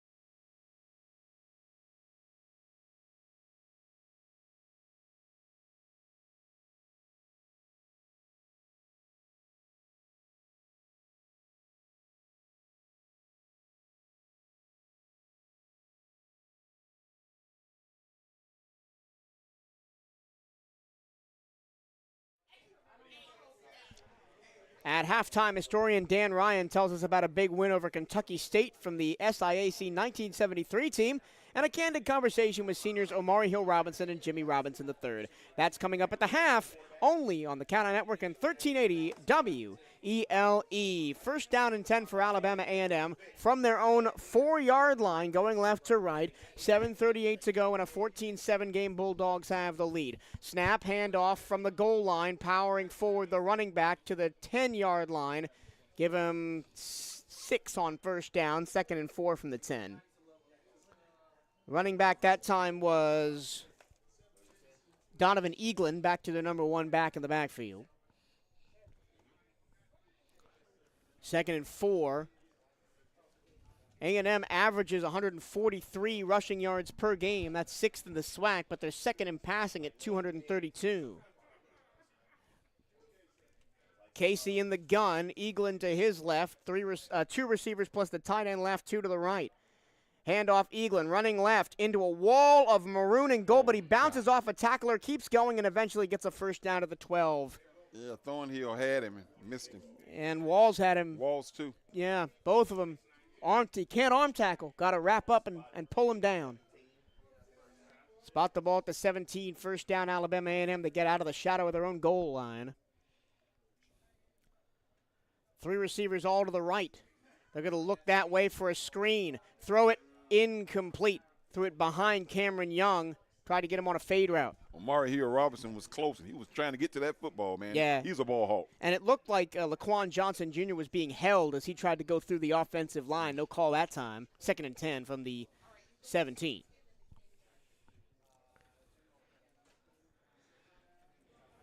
My guy, Conroy Cunningham, checks in. He'll anchor the left side of that defensive line. Had a huge last couple of games against both Grambling and Mississippi Valley. 3 left, single right. Ball middle of the field. One-on-one matchup between Terrell Gardner and Omari Hill-Robinson on the near side. They will run the ball with Eaglin. He skips through the first level of defense without being touched. Falls down at the 26-yard line. That's a 9-yard gain. Sets up 3rd and 1. Got a Wildcat hurt? No, he got up. No, he got up. Okay. That was 3rd and 1. Shelton Quarles who just popped right back up. Wildcats will sub 5 in, 5 out. They love to do this on the defensive side. They'll sub out entire front sevens to give the offensive line different looks. That was Sparrow who was hurt. Oh, and then Quarles replaces him. Handoff Eaglin on 3rd and 1. Gets to the 30, first down for Alabama A&M. And they're just trying to run time off this first half clock and go to the half with the lead because they know if they give Walter Simmons a chance, he might put more points on the board for Bethune-Cookman. They don't want the Wildcats to touch the ball. Another low-scoring game for the Wildcats this season in conference play. Casey, H-back, Clark to the left of Eaglin. Getting dark. It is getting dark as the clouds start to roll in. Play action, Casey going deep middle, caught 45-50. That's Terrell Gardner down to the BCU 46.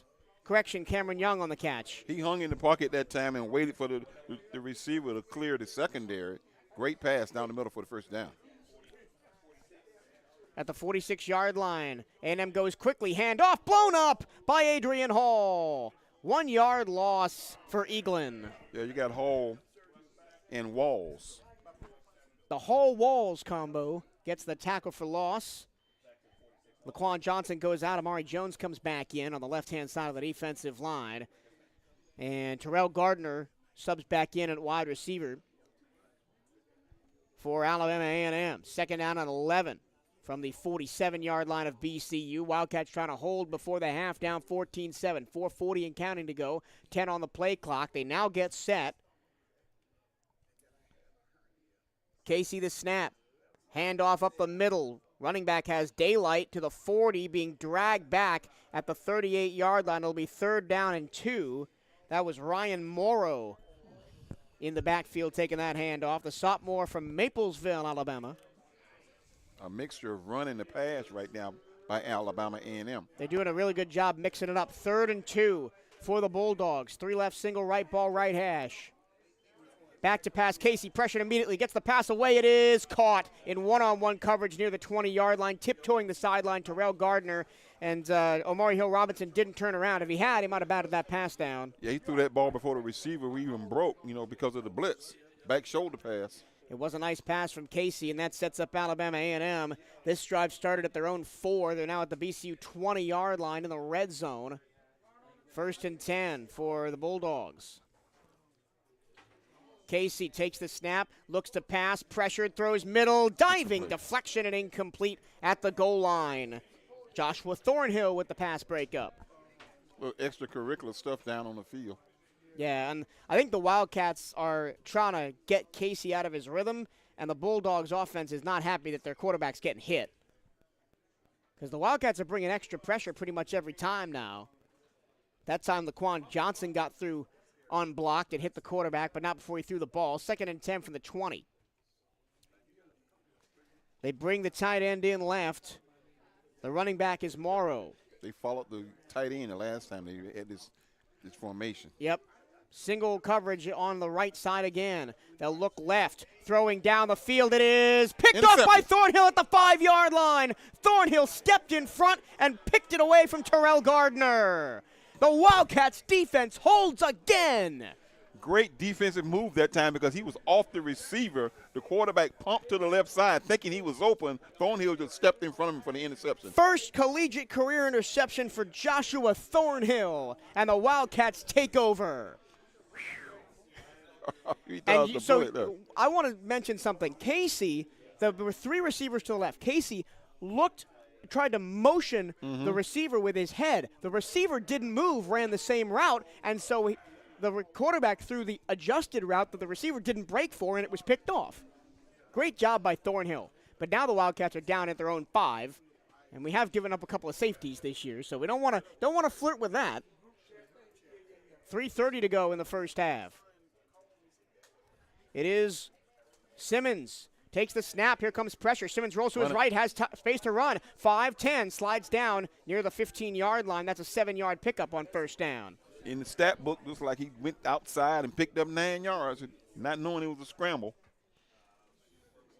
Yeah, they brought the house that time. 3 left, single right again. Ball left hash. 2nd down and 4 after the gain of 6. Snap Simmons, fakes the pitch, now tries to run to the right. He's got a defender chasing him, but moves around him and gets a first down up at the 18-yard line. Walter Simmons, with his legs, is the guy right now. He has momentum on his side. Wildcats have all 3 timeouts. Clock runs to 47 to go first half.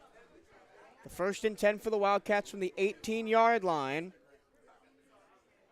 Now they go 2-by-2. The receivers and bring Nabanye Moore into block. Only 2 down linemen for Alabama A&M, 2 standing at the edge of the line. Extra pressure now. Simmons pitches it up the middle, trying for the shovel pass to Robinson, and Robinson can't come up with it. 2nd and 10. I like the ingenuity. There was space there if Robinson could hang on to the ball. 3rd down. The offensive line is doing a good job of clearing out the middle of the field. Pushing everybody wide. We're getting some chip blocks, too, by Jimmy Robinson in the backfield, too. And Nabanye when he's back there. He's not back there now. 3 left, single right on 2nd and 10 from the 18. 2:25 to go. Simmons back to pass. He'll run right, looking for a lane. Push through some arm tackles. Stays on his feet to the 25. Gets hit hard in the chest. Took a helmet to the chest. Picked up 8 yards. Sets up 3rd and 2. He's willing his way right now. That was a tough run for the quarterback. 2 yards short of the first down. Yeah, but I think he might be a little bit too run happy right now. He broke through an arm tackle and then took a big old pop to the chest from Xavier Billingsley. 3rd down. 3rd and 2 from the 26. Haven't had an inside handoff on this drive yet. Dakari Allen Johnson in motion. This time they do hand it off. Robinson makes a cut. 35-40. Breaks one more tackle, 45. And he is down. Spotted at the 44-yard line. Great run by Jimmy. Jimmy Robinson, quick as a cat out of the backfield, picked up the first down on 20 yards on the carry. 1st and 10 for the Cats short of midfield. At the 44-yard line, clock stops while they move the chains. Now it runs again, 1:40. Still 3 timeouts for the Cats to work with. Trying to get on the board before halftime, down 14-7. Snap to Simmons. He'll look to throw. He throws left side, one-on-one coverage. It is over the head of Jalen Terzado and out of bounds. You know, they like to send him on that route. He was a great route runner, but he ran out of bounds that time. The ball was going on. And they had the safety shading over. I think they anticipated safety blitz. And that would have been one-on-one coverage. He had to throw it outside because the safety was shading over. If he'd thrown that inside, it would have been picked off. Terzato's a great receiver, man. He runs some great routes. 2-by-2, 2nd and 10 from the 44. A&M subs. Now the referee gets out the way. 1:29 to go. Clock stops in the first half. Simmons up the middle and nowhere to go. Just a 2-yard gain to the 46. I think if he hands that, you give that to Stewart. He's if running. he gives that to Omari Stewart on the jet sweep, he's still going. But I think Simmons is getting a little bit too run happy right now. And sometimes with running quarterbacks, they can, think, oh, I can do it all. I can do it all. It's a team sport. There's 10 other guys wearing maroon and gold out there. It's 3rd down with a minute to go. 3rd down and 8 from the 46. They're going to press the receivers. They bring the pressure. Simmons throws middle. It is a one-handed catch by Omari Stewart. It's short of the line to gain by quite a ways, up to the 49, only a 4-yard gain. So it's going to be 3rd down and 5. The 3rd or 4th? 4th down and 5, excuse me. Timeout Alabama A&M with 43 seconds left. I think you need to punt the football right here. I don't know. They're at the 40. You're at the 49-yard line, so essentially midfield. If you don't make it, they're in field goal range almost on one little curl route. Now they got one timeout left. I think punt. You think punt it? Remember, Alabama A&M gets the ball after halftime, and with their offense as explosive, the Wildcats got that interception. They almost gave up another touchdown. So I don't know, man. I play field position right here, and I say go for it. That's too long, 5-6 yards almost. Yeah, but the middle of the field, they've been blitz in the middle, quick slant, quick post, and you got it. Well, let's see what Jabino calls. Simmons' arm has not been the best all season.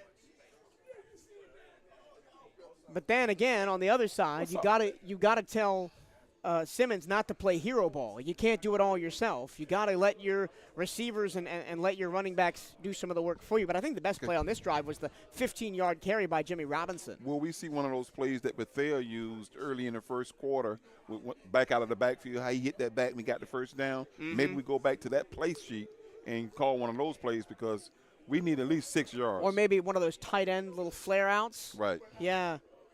We'll see. We'll see if they call because there's a big huddle around Coach Gerbino and Coach Woody at the 45-yard line, and both punt squads and offense are out there. So they do that so the opponent can't tell what's coming. They break the huddle, and then one team will go out or the other team will. I think we're going to punt the football.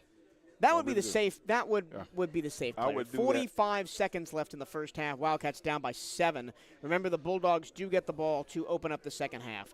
Come be a part of BCU Athletics and support the CatEye Network. If you or your business is interested in partnering with us here at the CatEye Network and BCU Athletics, you can reach out to the Wildcats Athletic Communications Department at BCU Sports Info at Cookman.edu. That's BCU Sports Info at Cookman.edu. Your business could be on air with the Wildcats. Basketball coming up, baseball and softball beyond that in the spring. Plenty of opportunities. You've been on the air all week. I know. Basketball Monday and Thursday and Friday, and now football today, but there's nothing else I'd rather be doing. A lot of commercials, man. It's been a great week of BCU athletics. Next week, we got a basketball doubleheader on Wednesday, then the Granddaddy, the Florida Classic, on Saturday. I'm going to come Wednesday, then I go to Patty LaBelle on Thursday, then Friday I'll go. What's Friday? Nothing's on Friday. Oh, Friday. We got Friday off. Oh, I got Friday off. Thankfully. Oh, I got open mic Friday. Then I come over to Orlando. That's all you. I've got nothing on Friday. I got to prepare for the Classic. Okay.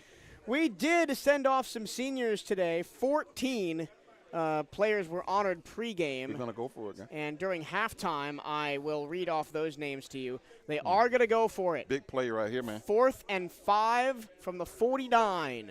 Big play right 45 seconds to go first half. 2 receivers left, 2 receivers right. Ball left hash. Jimmy Robinson in the backfield. They're trying to get him to draw off sides. 13 seconds on the play clock. Let's see if they were just trying to draw him off sides or will they snap it. I think so. I think we're gonna punt this. 6 on the clock. And Alabama A&M backs off. They know we're not gonna call a play. Good. Timeout Bethune-Cookman. Bring on the punter. Bring on Frederick. I don't mind that. Me either. Try to draw him off, and then you bring on the punter. Yep. Back them up with 40 seconds, 45 seconds to go. Now, if there's one team in the SWAC that you could say, oh, you got 45 seconds and 1 timeout, go give me a drive, it's Alabama A&M. So we still got to play defense. They're not going to go away. It wouldn't be crazy to call a fake right here like Mississippi Valley did right down the middle. I don't think we're that. We're not that bold. Although we do practice the fake. I've seen us out there running that fake. You got nothing to lose. We got nothing to lose, man. Remember, coming up at the halftime break, historian Dan Ryan tells us about a big win over Kentucky State in the 1973 SIAC team and a conversation with seniors Omari Hill Robinson and Jimmy Robinson.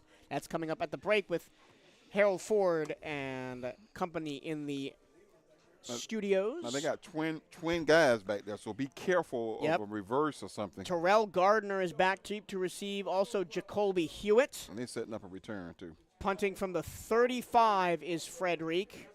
Almost no pressure on the punt. He gets it away, arcs left side. It will bounce at the 5-yard line and go out of bounds right there. Another brilliant punt for Anthony Frederick. Great punt by Frederick. Great call by the Wildcats to punt down and pin them in their own territory at that's a 4-yard line, 4.5-yard line. So now, do you send the house and try and get a safety, or do you just play prevent defense? Play prevent defense right here. You don't want to give them anything long, but they can pick up a field goal. They have a great passing game, and Casey has great repertoire of throwing the football across the middle to those receivers. Casey 9 for 14, 109 yards, 1 touchdown, 1 pick, 1 sack. Bethea 4 for 7, 38 yards. Simmons only has 2 for 5 for 5 yards, but he does have 56 yards with his legs. Let's see what they do. Maybe they may just take a knee and get out. Well, they're not gonna, because Casey's in the gun. Yeah, 3 5, receiver, 5 wide, 3 left, 2 right, ball left hash. Snap to Casey. Quarterback draw up the middle, tackled for no gain. They do give him 1 yard up to the 6. Do we call timeout? No. No, I think they're just going to go to the half. Yeah. That's an interesting way to go to the half. That was actually Langford, not Casey in the backfield, a running quarterback. 18 seconds left. They do have time to snap it one more time. They will get in formation, 3-by-2, trying to catch the defense off guard. Just a single high safety. That's Jabari Jowden back there for the Wildcats, standing at about the 20-yard line. And with 3 seconds left, they will just let it go. And we will head to the halftime interval. Another defensive contest for the Wildcats in conference play this season, Daryl. No, we talked about before the game, shooting yourself in the foot. And we fumbled our first 2 possessions, gave up 14 points. But second quarter, we really got ourselves back together after Bethea's injury. Simmons came in and kind of righted the ship a little bit. Now, what do we have to adjust? Because it looks like they've keyed in on the quarterback switch and have made the adjustment on defense. What do we have to counter with? Hold on, there's 3 seconds left. And Somebody I think called timeout. A&M called timeout? This offense, the teams are still on the field. I turned away thinking it was halftime. But the Bulldogs are still in formation. In victory formation. Yeah, they're in victory formation. They'll just take any. Wondered why they did that. Now the clock runs out for halftime, and the teams will head to the locker room. So let's continue our conversation here for a second. What do we have to do on offense to continuously move the ball? Because after that one drive where we scored and moved the ball 80 yards, we haven't really gotten a lot else. We ran the pitch well in the first quarter, and we threw the football well in the first quarter. You got to go back to some of that play sheet. Even though we got Simmons running the football, we got to open them up with the pass because they're blitzing him now on the running lanes because he came out running the football on the quarterback draw. But we got to go back and open up that defense a little bit and throw the football. It's halftime at Daytona Stadium. Your score, the Wildcats 7, the Alabama A&M Bulldogs 14. It's now time to go back to the studio and Larry Steele.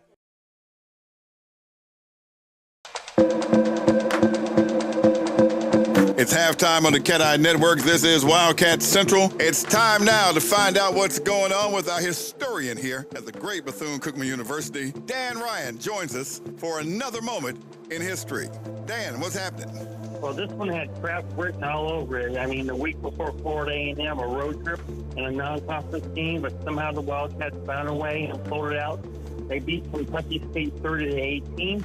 They're trailing 12-8 at halftime, but will go off in the fourth quarter, scoring 3 touchdowns.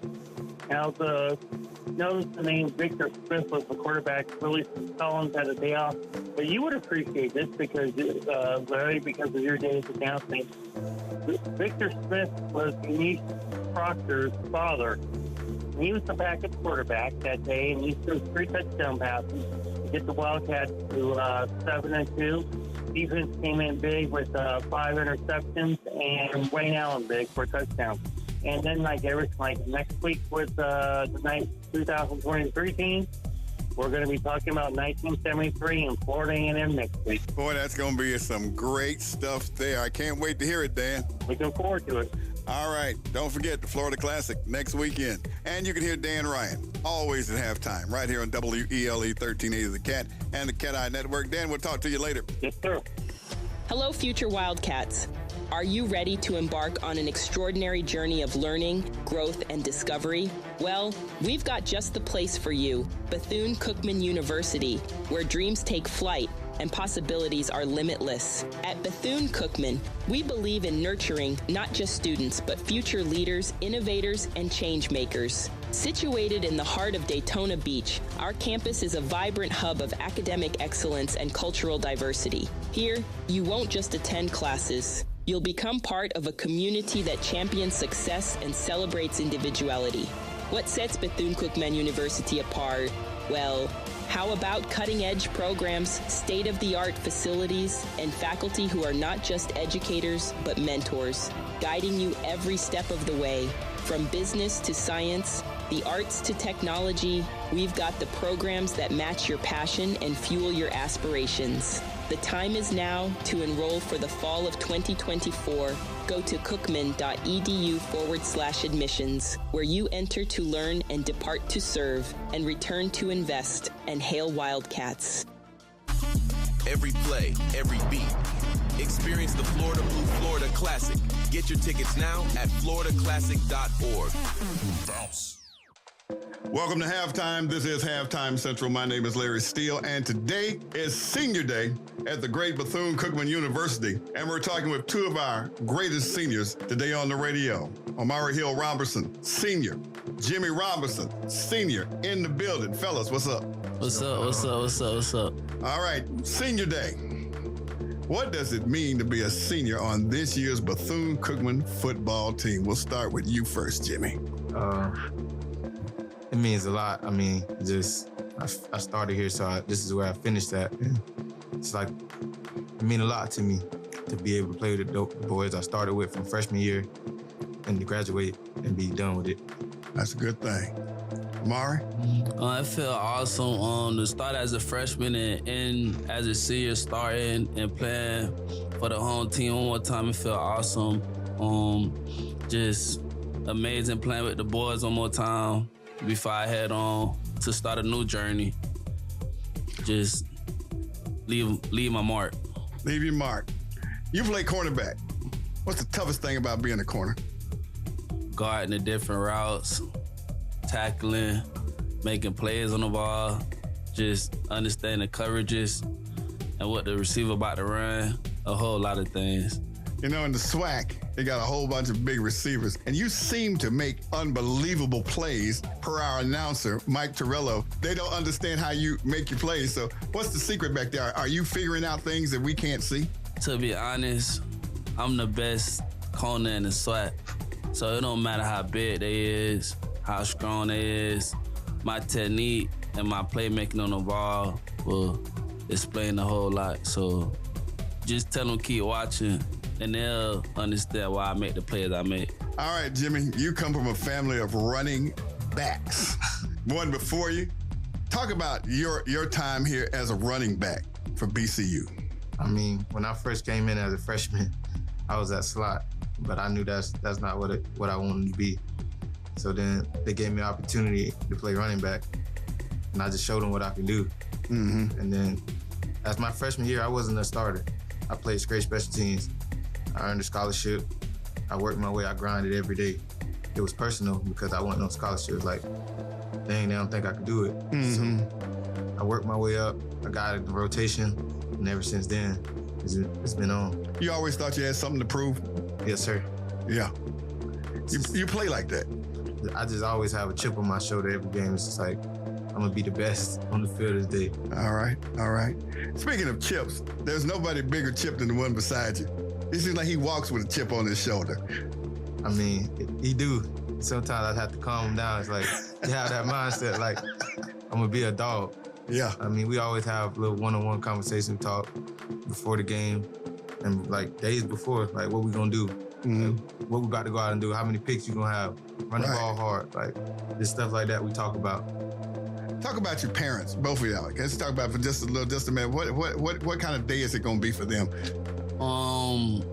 My mom mean the world to me, so she don't know too much about football, but she know that it make me happy, so it's gonna make her happy.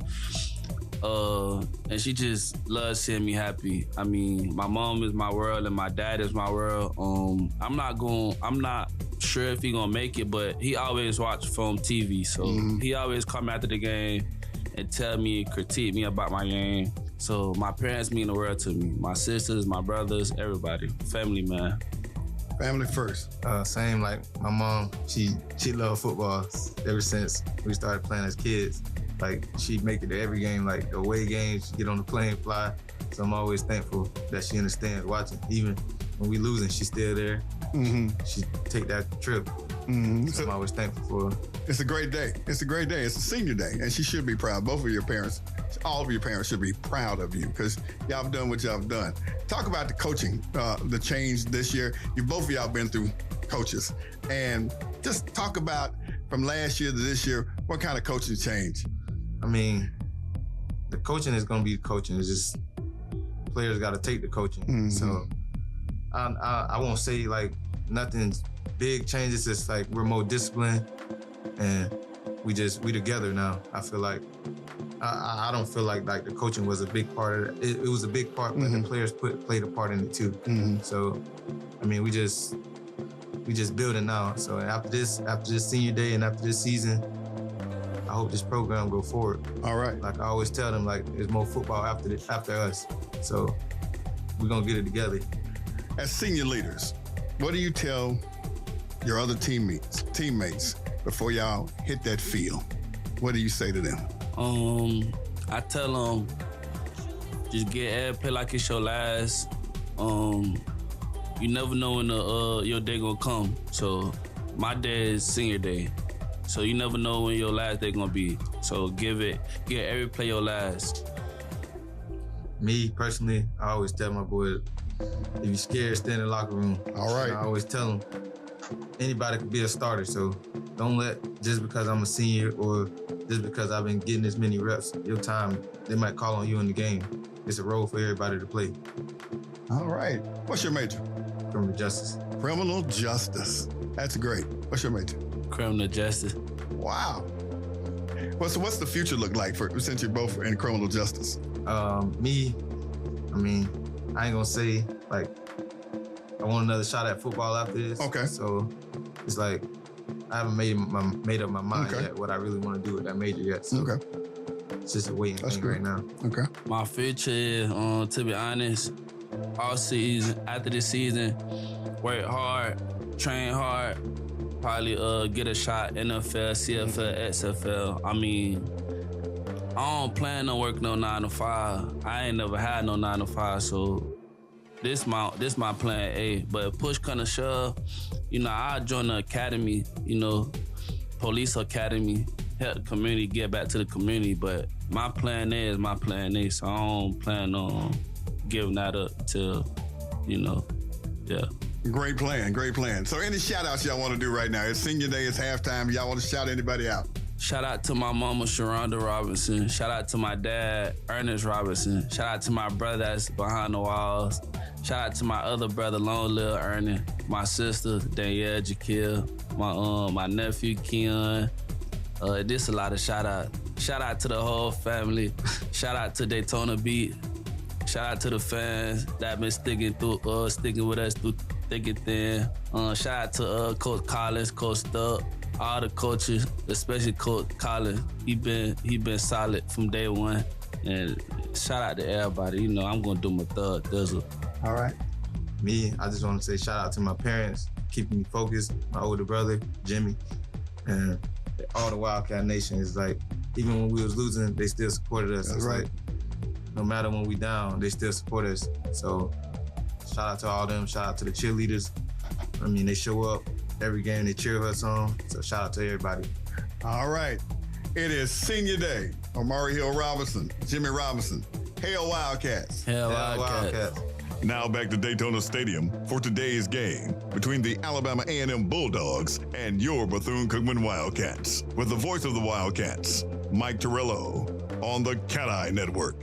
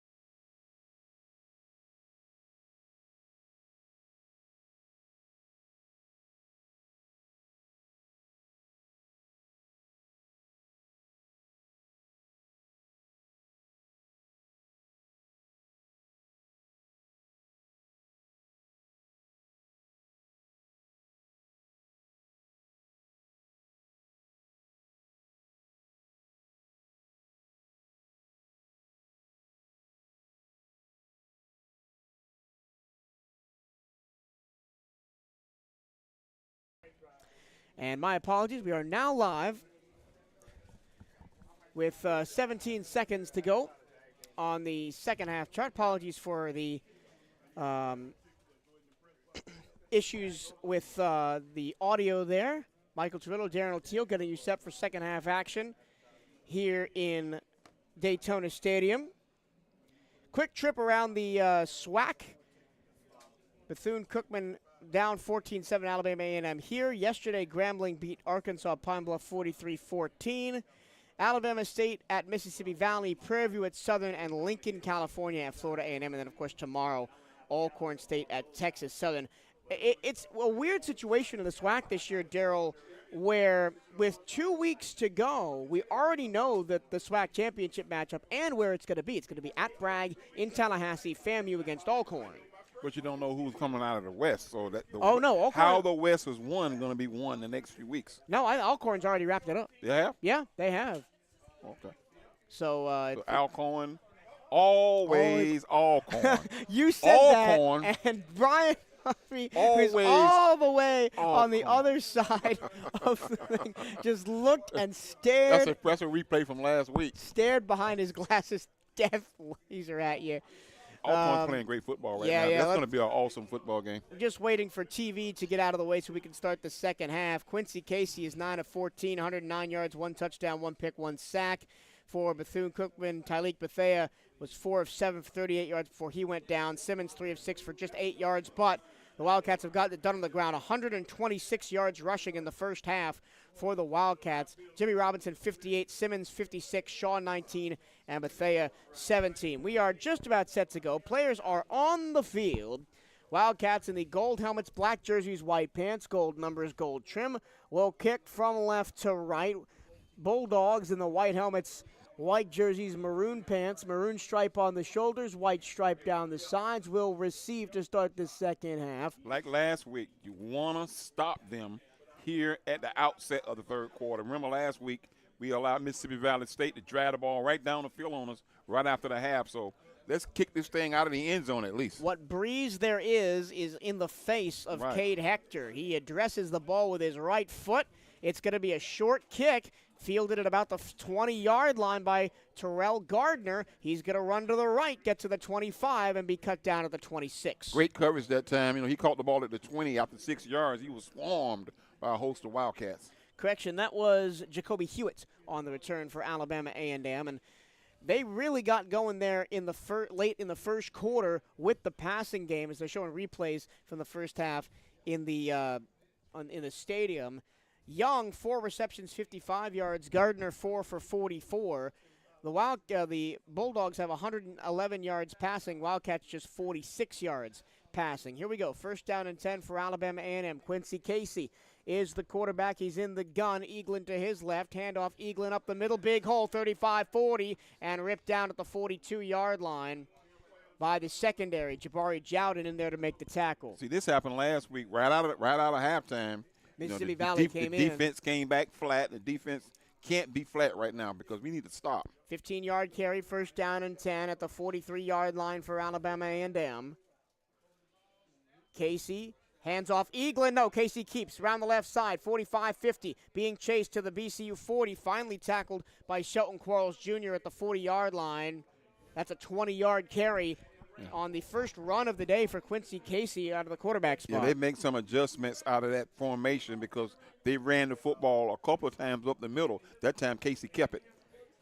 And Eaglin was going to be tackled for a loss if he didn't. First pass of the second half. Casey over the middle, complete to Cameron Young. 35 down to the 32. That's an 8-yard pickup on first down, 2nd and 2. They're keeping us off balance right This now. is what they did when they scored those first 2 touchdowns. Well, maybe not the first one because it was a one-play drive off of a turnover, but the second touchdown, but they started inside their own 15 and drove it all the way down the field very efficiently. This is exactly what they did.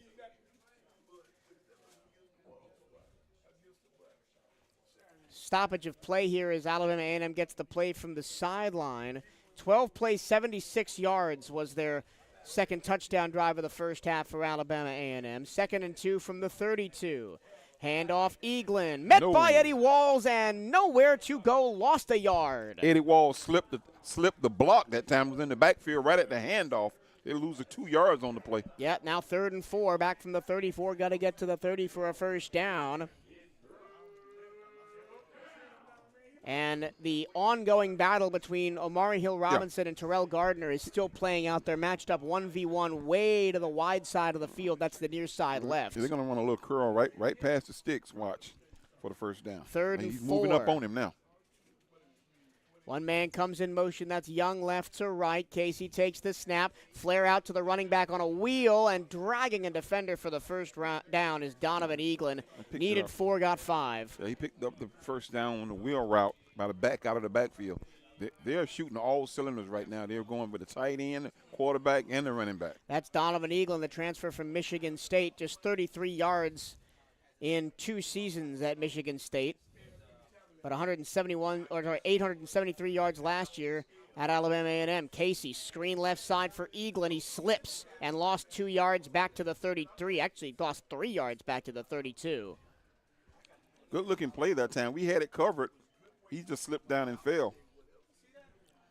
So it'll be 2nd down and 12 after the loss of 2. They'll spot the ball at the 31. That's a generous spot after he slipped down almost back at the 33. Eaglin goes out. Ryan Morrow comes in as the running back. 393 yards and 6 touchdowns on the ground on the season for Morrow. Clark in there to block as the tight end on the right-hand side. 4 down lineman for Bethune-Cookman, anchored by Jefferson LaFontaine on the left-hand side. Also Laquan Johnson in there. 2 receivers left. Single right. Fake the pitch, up the middle. Casey, big hole, 25, 15, 10. 1 man to beat, fumbled the ball, and he got it right. No, the Wildcats pick up the ball. 15-10. Laquan Johnson moves out of bounds at the 25-yard line. Wildcat football. He was stuck at the 10-yard line, and the ball was picked up by Laquan Johnson, and he rambled down the sideline. Omari Hill-Robinson punched the ball out at the 10, and Laquan Johnson picked it up and ran it back to the 25. Big-time players. Hold on, I'm gonna get the replay right here. That was a great play by Casey. Wide hope, big open hole up the middle off the fake pitch, and then he just got nailed by Robinson at the 15-yard line. The ball popped straight up into the air and into the hands of Laquan Johnson Jr. Correction, it was Jabari Jowden that punched that ball out, not Omari Hill-Robinson. But, man, what a play. BCU on offense at the 27-yard line. Handoff up the middle. Markai Shaw. No, correction, that's Jimmy Robinson. Spins through a tackle. He'll get about 3. No, maybe not. Maybe about 4 up to the 29-yard line. They gave him 5 on the play. Hard 2nd and running, 5. Jimmy running hard. He keeps moving that pile past where I think they're going to stop it. 3 receivers left. Single right. Simmons keeps left side, 35-40. Sideline, steps out of bounds, 41-yard line. That's a nice 15-yard gain, first down BCU. So you asked me what we need to do. We need to do that type of stuff right there. That's what Betha was doing. He was throwing the ball to the receivers. That time he pumped it and just ran upfield. And that's what Casey's been doing against us, too. That was the play. He fumbled the ball. He faked it, made the linebacker bite, and then ran right up a wide open hole up the middle. Thankfully, Jowden punched the ball out. 1st and 10, 40-yard line. Quarterback draw. Simmons looking to run to the left. He's going to be ripped down back at the 39, loss of 1. Nice job defensively there by Alabama A&M's Caleb Dawson, the redshirt senior out of Moultrie, Georgia, transfer from Appalachian State. Dawson, football pedigree. His dad was a linebacker at Georgia Southern and won the 1990 FCS title with the Eagles. Yeah, I remember that team. Matter of fact, a really good football team. We played that team. Yeah. 2nd and 11 after the loss of 1. Wildcats at their own 39, going left to right. 10-13 to go here in this 3rd quarter. Simmons in the gun. 2-by-2 the receivers. Takes the snap. Shaw stays back in the block. Little curl route left-hand side. Tink Boyd spins inside 50. First down, 47-yard line. Dives forward. Nice play by Tink Boyd. Yak, yards after the catch. The hottest receiver on the Wildcats roster right now is Tink Boyd. Had 2 touchdowns last week against Mississippi Valley. That was his first 2 of the season, and he's been itching to get in the end zone all year before that. Handoff, Markai Shaw up the middle, gets a nice block, 40, pushing defenders forward, 35, still pushing the pile, down to the 30, down to the 29-yard line. Good-looking drive for the Cats right now. The momentum is in maroon and gold, guy. Nice hard running by the freshman Markai Shaw from Adelanto, California. 1st and 10 for the Wildcats. Spot the ball at the 30-yard line, right hash. 2 receivers right, single left. Nabanye Moore into block from Arkai Shaw on the left-hand side. Dakari Allen Johnson in motion. They give to Shaw, counter left. Tries to run behind his blockers. Won't get very far. We'll get one, maybe two. Give him one to the 29. You want to take him out right now. He looks a little winded. He Yep. tipped through there that time. He hit it a little harder. And immediately Robinson came back in. Mm-hmm. He is almost a slightly bigger Jimmy Robinson. They run with the same intensity. He's a little bit bigger than Jimmy. But they're the same style of Jimmy back. runs harder. Robinson in the game now on the left hip of Simmons. Simmons the snap. He's going to throw it one-on-one coverage towards the 10-yard line. Tink Boyd is there, and Boyd can't make the catch. All sorts of contact between Turfil Banami and Tink Boyd, but no flags. Yeah, two of the better players in the SWAC right now, the DB and the receiver. Bienemy, a sophomore from Fort Lauderdale and St. Thomas Aquinas High School. State title there in 2019. St. Thomas Aquinas always a dangerous program, but now that sets up 3rd down and 9 from the 29. 7 in the box, now 8, now 9 as the safety comes all the way up into the box. Here's the snap. Simmons looks to throw. Screen out to the right-hand side, and it's dropped by Nabanye Moore. It was just a little bit too far in front of him. But even though the Bulldogs had that covered, Jordan Mitchell was all over it. Yeah, he led him a little bit too far. He catches that. He picks up about 1 or 2 yards. So now it's 4th and 9. Offense staying on the field. We're maybe not in Cade Hector field goal range here. This would be, what, a 50-yarder? Against the wind? Against the wind, yeah. This is a tough decision. 20 seconds left if you want to run on somebody late. Offense on the field, 4th and 9. Huge play for the Wildcats on offense. Go to Davino. We haven't – Oh, there was somebody in the neutral zone, but he got out before the snap. Lots of finger pointing on both sides. No flags. 5 to snap the ball. They do snap it with 1. Simmons runs to his left. He's got space and a blocker out in front. 25-20, 15-10. Slides down at the 12-yard line. Big first down. 4th down run for Walter Simmons. They're going to mark him at the 11. Well, it's where he initiates the slide. If he continued to run, he might have scored. That was a great run by Walter Simmons on 4th down. And that was not designed either. That was a scramble. No. 1st and 10 for BCU inside the red zone. The plus bought the ball at the 14-yard line after the slide. 2 receivers each side, ball left hash. 7 in the box for the Bulldogs of Alabama A&M. The safety is all the way up in the box. Nobody deep in the end zone. They hand the ball off to Robinson. He fumbled the ball. And it's Alabama A&M ball. Another fumble for Bethune-Cookman. 3rd of the game and their 2nd fumble while they are in the red zone. Amari Pate, the safety, picked up the fumble, and it's Alabama A&M ball at the 10-yard line. Well, we talked about it in the outset, shooting yourself in the foot with fumble. That's the 3rd turnover, the 3rd fumble for the Cats inside the other team's territory. Yep. Wildcats on defense. When we come back, wait a minute, we might not go to break. No, we will go to break. Red cap. Yep, Red Hats on the field. We'll take a break. This is BCU Athletics on the CatEye Network and 1380 WELE.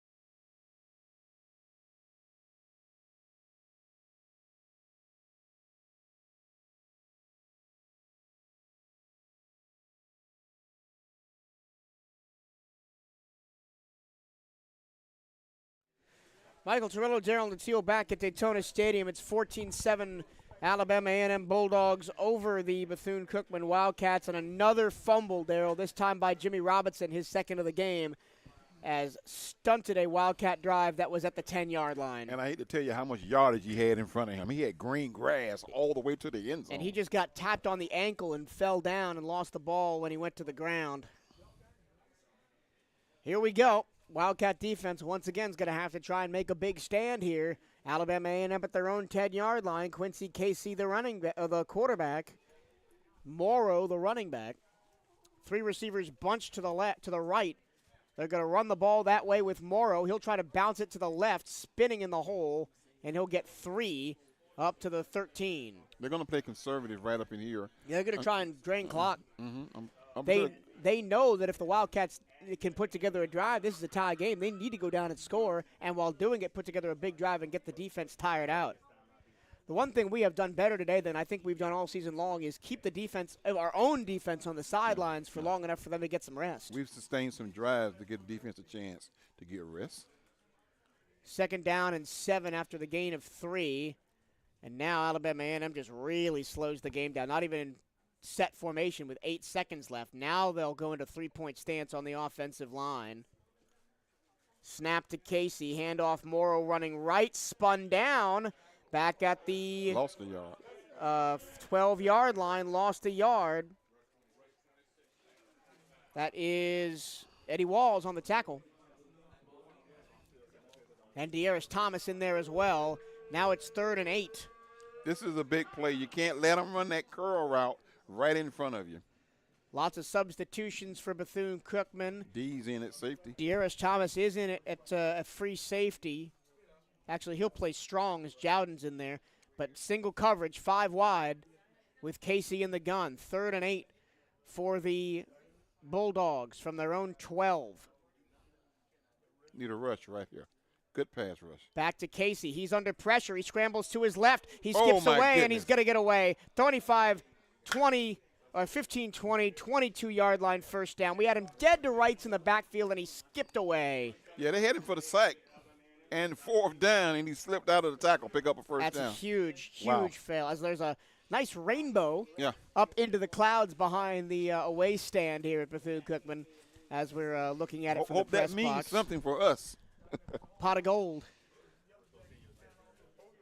1st and 10 for the Bulldogs after a miraculous escape by Quincy Casey to pick up a first down at the 22-yard line, going right to left. 5:35 to go. Handoff, middle, nowhere to go for the running back Morrow. Wildcats really stout on that run defense on this drive. Eddie Walls, another tackle. You see how Eddie Walls does that backflip to get up off the ground?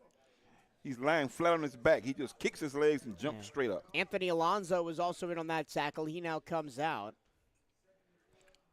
Come on, Loss of 2, 2nd and 12 from the 20. Clock running down under 5 minutes to go 3rd quarter, and you know Alabama A&M's just going to milk 30 seconds off the clock every time, every play. So you got to get the ball back. Got him behind the sticks, got to convert here defense. Down to 5 seconds. Now they're finally into their stance. Here's the snap with 2. Casey, play action, incomplete, threw it behind Cameron Young over the middle. Had him wide open, but it was just a poor pass by the redshirt junior out of Memphis. So what do you dial up on 3rd down third down this time? Last time you had him stop. I think you got to go single coverage and rush everybody else. Let the DBs try and do their job and get to the quarterback, just like last time. 4 down lineman. Quick snap. Defense wasn't ready. It's a delayed handoff in the backfield to Morrow. He breaks 1 tackle, and he's going to be short. He got to the 27-yard line, but he's still 5 yards short of a first down. It was an interesting call. A really quick snap with like only 5 seconds gone off the play clock, but the Wildcats were able to recover and tackle Morrow. Clement made a great tackle. He was the last guy there. Dakari Allen Johnson goes out to try and receive this Austin McReady punt. His punts have not been great. So maybe the Wildcats can get some good field position.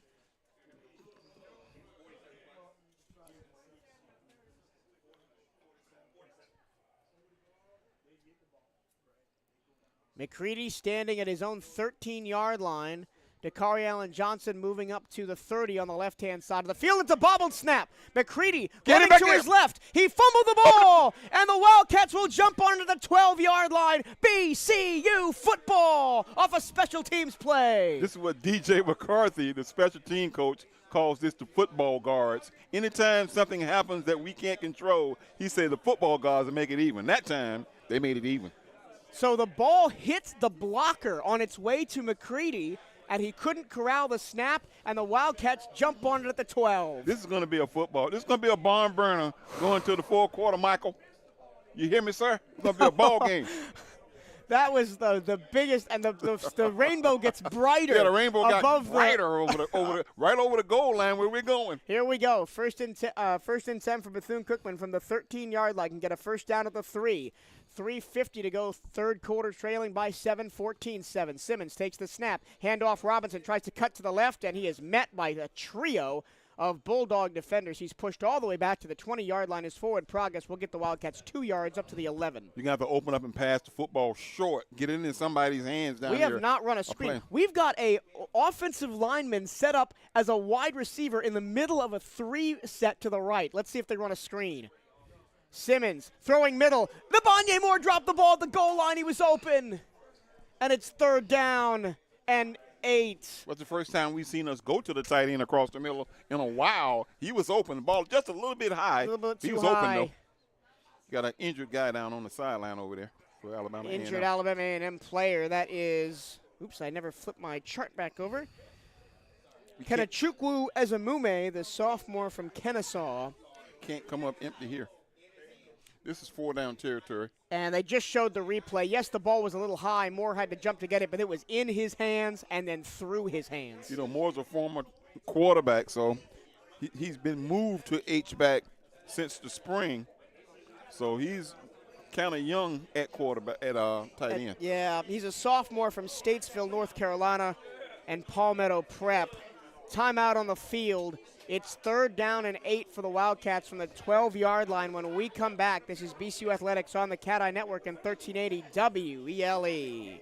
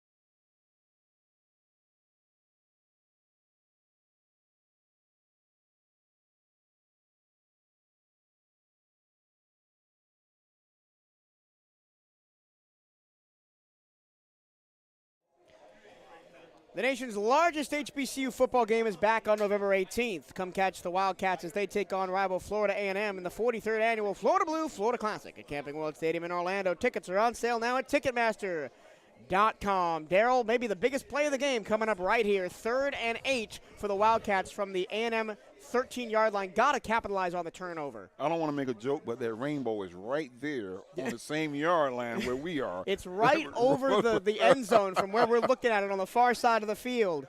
Hopefully that means we can score. Pot of goal for the Wildcats. Here we go. They lost a yard on the last play, so it'll be 3rd and 9 from the 14.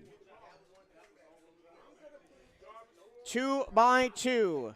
Tink board on the slant. Are the receivers. Jimmy Robinson is the running back. Probably just in there to block. We'll see. 3rd and 9. Can get a first down inside the 3, but likely will go to the end zone here. Red Hat's still on the field. Everybody's ready to go. And we just have to wait, and now we are ready to go. Play clock runs. Wildcats get set. One man in motion, DAJ. It's a jet sweep. Dakari Allen Johnson looking for a block to the 5. He's short. It's going to depend on the spot, but he looks like he's a yard short. A half yard short. 4th and 1 from the 5. Need the 4. And they're going to bring the heavyweights in. Heavyweights in, yeah. Here is. We're lining up quickly. They're going to go for it. 4th and 1. On the 5, need the 4. They're in that tush-push formation. Alabama A&M runs a big guy on late. Do they have That's too many men? That's Colson. They're calling timeout. And, yeah, the A&M Bulldogs didn't know what was what. Oh, it's official timeout. Official timeout. Maybe they're going to measure. No, there is an injury and an Alabama A&M player down, but they ran on the big 6'6", 330 senior from Opelika on to try and play nose tackle. Now that you don't have the element of surprise, do you kick or do you keep the offense on the field? This is a big this is where a coach's money is earned right here. Now, where they're marking it, it looks like it's almost 2 yards now. It was a yard, but now where the marker is, it looks like 2 yards. Yeah, that's a poor spot. It is from up here, and my but personal biased the opinion. ball is sitting at the 5. Yeah, and the yard marker is not at the 5. The injured player is Dorian Pickett for Alabama A&M. He is being helped off the field. And the ball's currently sitting at the 5. If the ball is spotted where it is, we need about a half yard. Right, but where the yard marker is behind that. Yeah. Let's see. Maybe it might just be our angle that we have. We're on the 50-yard line and the ball's on the 5, so it's down there. I think it looks like the first down's at the 3 instead of the 4. Well, we'll see what the Wildcats 2 do. yards. Basketball season is in full swing. Come catch your Wildcats this Wednesday for a non-conference doubleheader. Women's basketball is set to open the action as they open their home schedule against Iona at 5:30. The men's team will follow as they take on Trinity Baptist at 7:30. Admission is free at Moore Gymnasium. Can't make it. Catch all the action live on youtube.com/CatEye Network. And you don't want to miss the excitement of BCU basketball this year. You got some basketball players walking down the sideline right now.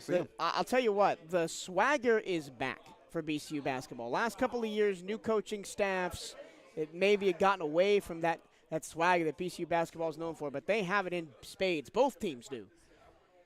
Once again, if you're just joining us, it's 4th and 1, maybe 2, depending on the spot, for the Wildcats from the A&M 5-yard line.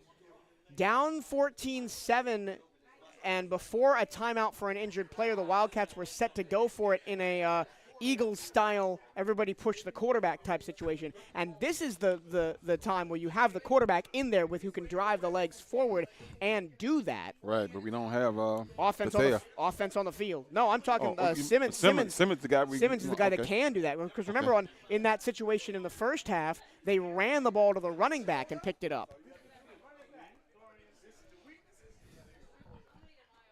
25 seconds on the play clock, starting to tick down now. Red Hat off the field. Offense on the field for Bethune-Cookman. It's going to be Simmons, Robinson. They all run up to the line real quick. Waiting for the snap. Everybody right at the line of scrimmage. All 21 players in a car crash at the 5. 4th down play coming up. Trying to draw the defense offside. They still got 26 seconds. What do you do here? The play clock's still at 20, now 19. They're looking to the sideline to get the play. If they snap it, they're going to all snap their heads around and go for it when they go. Now they send 2 in the wide side and back up into the shotgun. 4th and 1 from the 5. 3 seconds now. Timeout Bethune-Cookman. Oh, and they didn't get the timeout. They threw the flag. And a delay of game's going to back him up. What are we doing?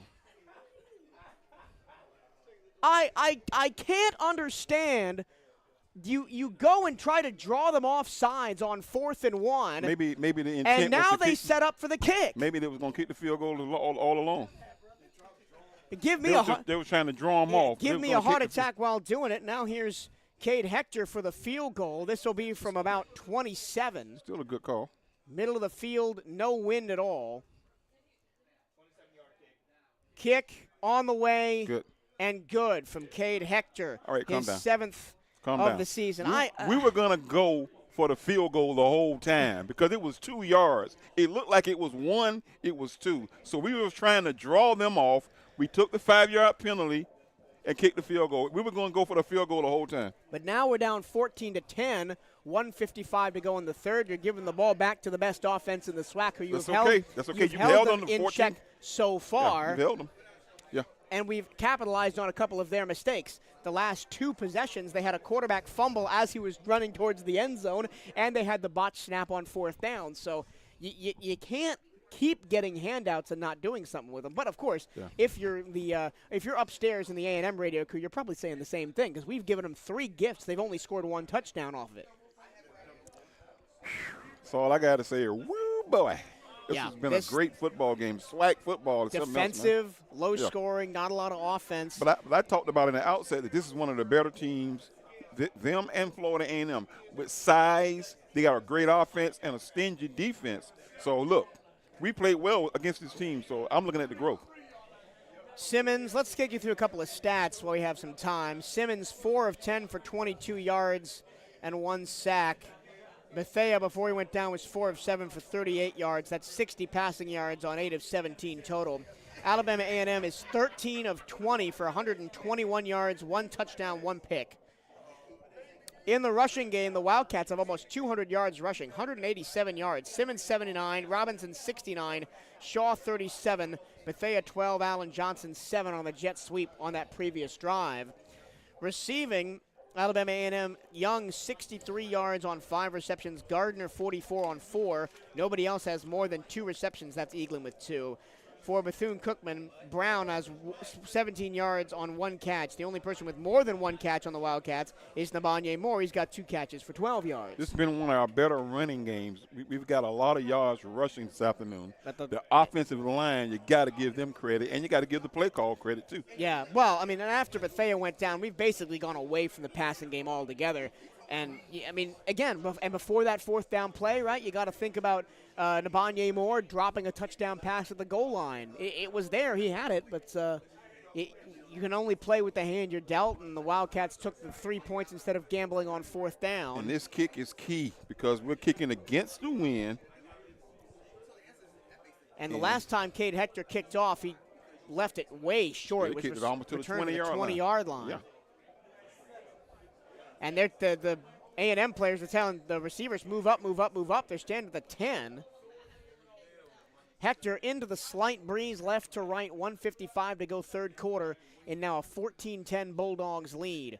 Hector addresses the ball. It's another short kick, high in the air, caught at the 20. This is Gardner running left to right, gets a lane, flag flies, pushes forward to the 35-yard line, and down right there. We will check the flag. It came from the back judge.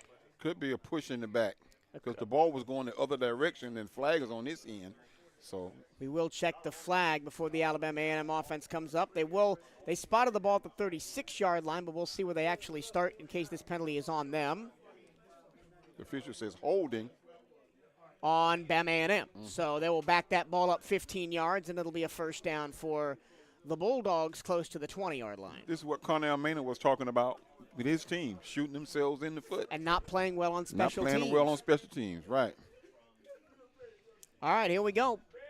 Need a big stop here for the defense. 1:48 to go in the 3rd quarter. Bulldogs now with a 14-10 lead, and the Wildcats have a little bit of momentum here. But every time the Wildcats have grabbed momentum in this game, the Bulldogs have wrestled it right back. We got to play good defense right here because they're going to nickel and dime us. Ball on the 25-yard line. Man in motion left to right. That's Clark. Snap, handoff, Eaglin up the middle. Pushes forward to the 30. That's a 5-yard carry on 1st down. Tackled by Amari Jones, the junior out of Ruskin. I still think that's I don't know. Is the best play of the season his pick 6 or Markai Shaw's trick play touchdown pass? Oh, Shaw has to be Shaw.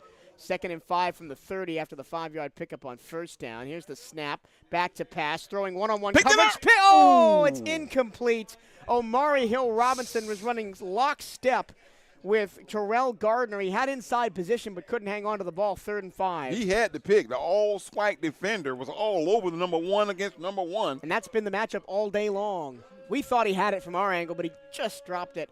3rd and 5. Big potential stop here for the Wildcats. 2-by-2 the receivers. Payne moves from left to right behind Casey in the backfield.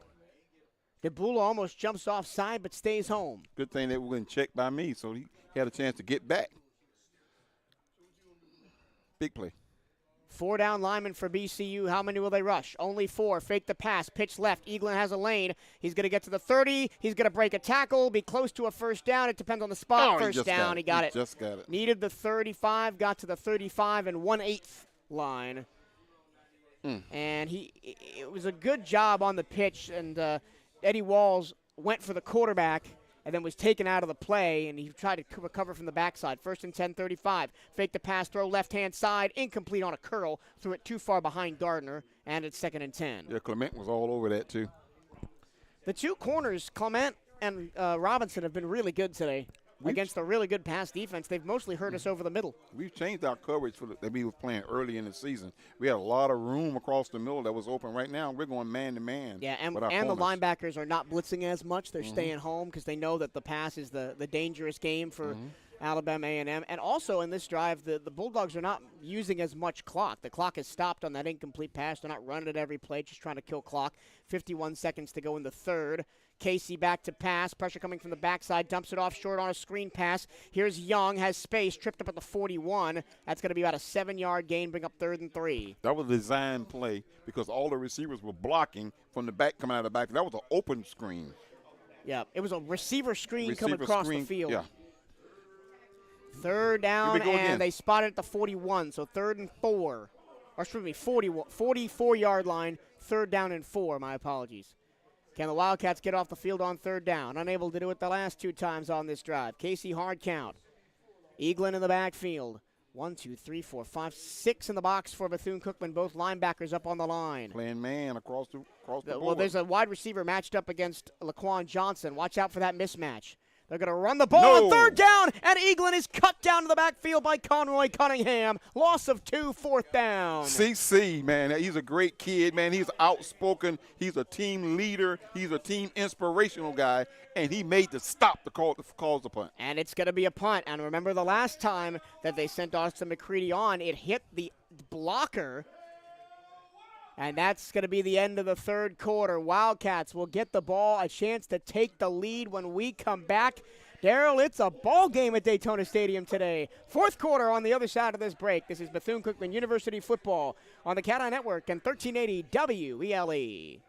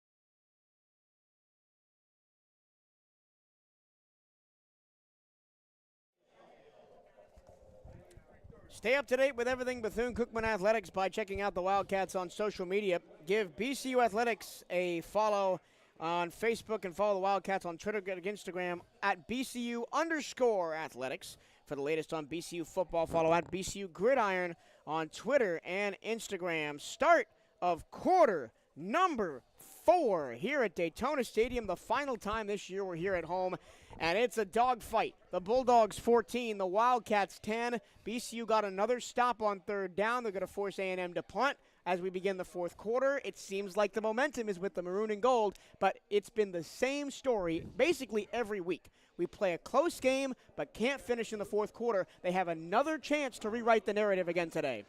Like you said before, this is the team that's growing up right before our eyes. Let's see what growth we have here in the fourth quarter. Austin McCready, after the timeout, will be on to punt. The last time the Bulldogs punted, they were punting from their own 20-yard line. The snap hit the blocker, and the Wildcats recovered at the 13, but were unfortunately unable to punch it into the end zone and came up with 3 points to put the score at 14-10. You got Davino Ellerton out there on the field, so they may be looking for something cheap. And you got Dakari Allen Johnson back at the 10, at the 15. Yep, it's going to be McGreedy punting from his own 25, left to right here in this fourth quarter. Wildcats going left to right, or right to left. Here comes the house. McGreedy gets the punt away through traffic. Fair catch called for and made by DAJ at the 11-yard line. So it's going to be a long way to go. And that's McGreedy's best punt of the day. He'd been a little awkward punting the ball, but that time into the soft breeze, got it all the way to the 11-yard line. We're going to have to sustain a good drive right here and go, where we at? They're marking it at the 11? Yep. Oh, no, they're putting it up to the 19. No, you're watching the ball being carried off the field. They do spot the ball at the 13, so a little bit of a better spot than I thought. Okay. But still not great. Wildcats deep in their own end. Got to get something going here with Walter Simmons at quarterback, Jimmy Robinson the running back. Robinson shifts from left to right. He's going to get the pitch with blockers left-hand side. Goes straight up the middle. Fights through some arm tackles. Still pushing the pile close to the 20, and he'll get to the 20-yard line. Gain of 6. And you see some offensive linemen blocking downfield. Those guys have been the unsung heroes this afternoon. Interesting decision by Robinson. He had 3 blockers, wide receivers, and he cut it back to the inside. Still got 6 on the play, 2nd and 4 at the 20. We've been saying cut back all year. Moore in there to block on the left-hand side. 2-by-1 the receivers. DAJ in motion. Handoff. Robinson gets a lane up the middle, falls forward, first down near the 30-yard line. Spot the ball at the 26. Jimmy is nearing 100 yards on the afternoon. He was at 69. This is the best at the end of the quarter. This is the best rushing. Rushing that the Wildcats have looked all season. 3 receivers bunched all the way outside the numbers on the right-hand side. Low snap. Simmons takes it, pitches it to Moore. Ball pops off his helmet, and it's intercepted. Again, the Wildcats turn the ball over. 4th of the day. He tried to pitch it to Moore, and it popped off of his helmet and right into the hands of Xavier Billingsley.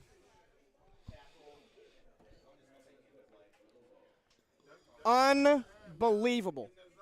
Unbelievable. I'm just speechless. Is what I haven't said anything. I am too. I don't know. You'd think that Simmons. Come on, Ruby. You'd think that Simmons would have pulled that down and tried to run with it. Try to get a couple of yards out of it, but here we go again. Let's go defense. And it wasn't third down. It was second down. Tried to make a hero play out of it, and they end up turning the ball over for the 4th time. The 2nd time Alabama A&M has started inside Wildcat territory. The first time it was a 1-play 20-yard drive, Casey to Cameron Young on a quick strike in the first quarter. 13:46 to go in the game. A&M can really turn the screws now, up 14-10 with the ball, and false start. First false start penalty of the game goes against A&M.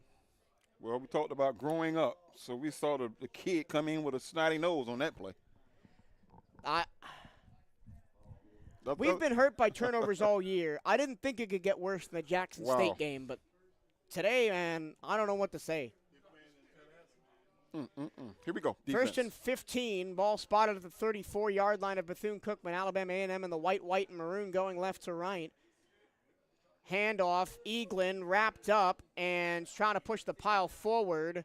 Won't get anywhere. Back to the original line of scrimmage and nothing more. Second and 15. Walls was there first. Eddie Walls was there. So was Deontay Washington. Third down. No, second down. Second down. Because it was a false start on first down. If we can hold them right here, we dodge a bullet. Well, we've dodged them all game and all season long. But again, what's been happening is that the barrel runs out of bullets. Reverse. No, they're going to pass it. Casey looking downfield. It is intercepted at the 10. And it's dropped. It's dropped as Omari Hill-Robinson went to the ground. He had it. And then he landed awkwardly on his ankle and dropped the ball. This is unreal. Unreal. Here we go. Come on, defense. Third down. 15 from the 34-yard line. That rainbow was saying disappeared. Something. It disappeared now. Wildcats need one more stop. Come on, D. Bulldogs rather need the 19-yard line for a first down. A lot of substituting going on the defensive side for the Wildcats. Got to make sure everybody's got a man. Snap with 1 second left. Casey, play action, middle, in and out of the hands of Jabari Jowden. We almost had another pick as Jowden dove forward and just comes up short, but the Wildcats do get a stop. They're going to go for the field goal. They're going to go for a really long field goal for Victor Barbosa. His long on the season is 29. We talk about seeing these kids grow up, and we're seeing them right now at the edge of what they should be doing to win football games. They have the effort there. The effort is there. We just cannot complete the effort. No, they will punt. They thought about sending Barbosa on, but it is McGreedy from the 49 trying to pin the Wildcats deep again. The Wildcats dodge another bullet. You can only dodge for so long, and they're going to give the punter a little bit more space by taking an intentional delay of game. Wow. You've been at this all week. You still hyped up for the Wildcats. It's easy to get excited about games like this. I mean, they're really close. They're really even games with not a lot of offense like this one. This is the exact – I thought this game was going to be like the Texas Southern game. It's the exact opposite of the Texas Southern game. Defense, a lot of mistakes on both sides, a lot of turnovers. Nothing stupid here with the defense. 4th and 20 now after the delay of game. The punt is away. It's low, driven, bouncing inside the 10. It's going to be pushed back out of the goal line. It's in the end zone. Down at the 1. They did get it down at the 1. It was in the air on the goal line, and it was pushed back. It was pushed back into the field of play by the gunner, and it was stopped. I'd like to see the replay of that. Novell Brown, the offensive lineman, pushed it back or tapped it down at the 1. I would challenge that. I mean, I don't think you can. I don't think they have the replay angle to challenge it, even though this game is on TV. You got a camera right in the back of the end zone there that probably can pick it up. Well, that doesn't give you a good enough angle to see. Okay, well, we dodged the bullet. Now we got to go 99 with it. Now we got to go 9-9 with it. After the timeout, it'll be Wildcat ball on their own 1, trailing 14-10 here at Daytona Stadium. This is BCU Athletics on the CatEye Network and 1380 WELE.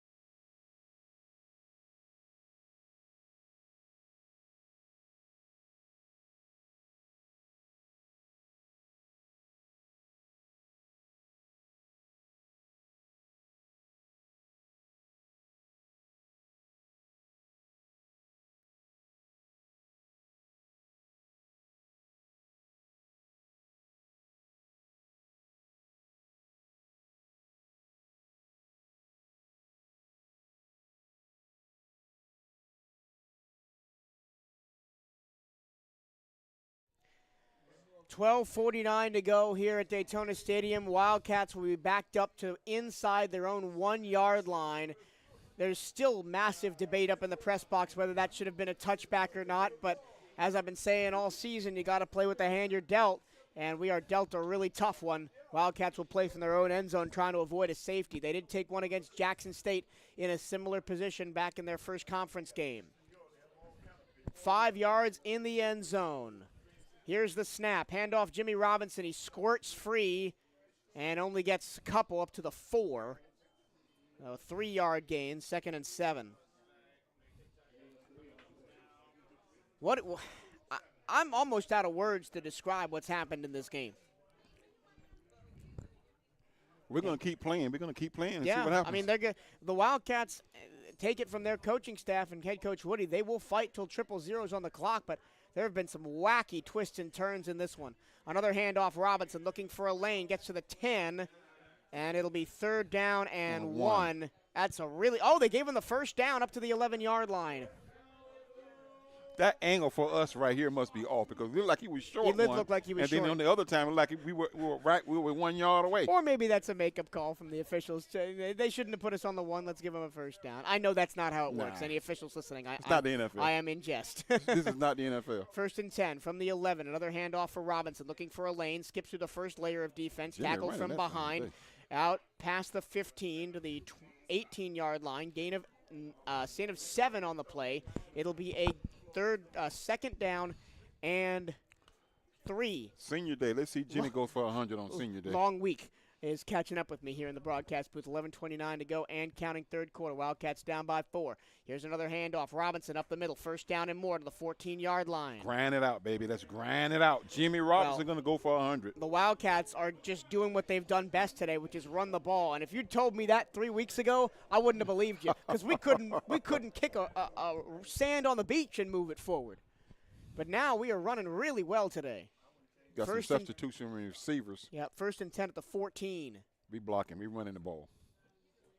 Will it be a 5th straight handoff for Robinson?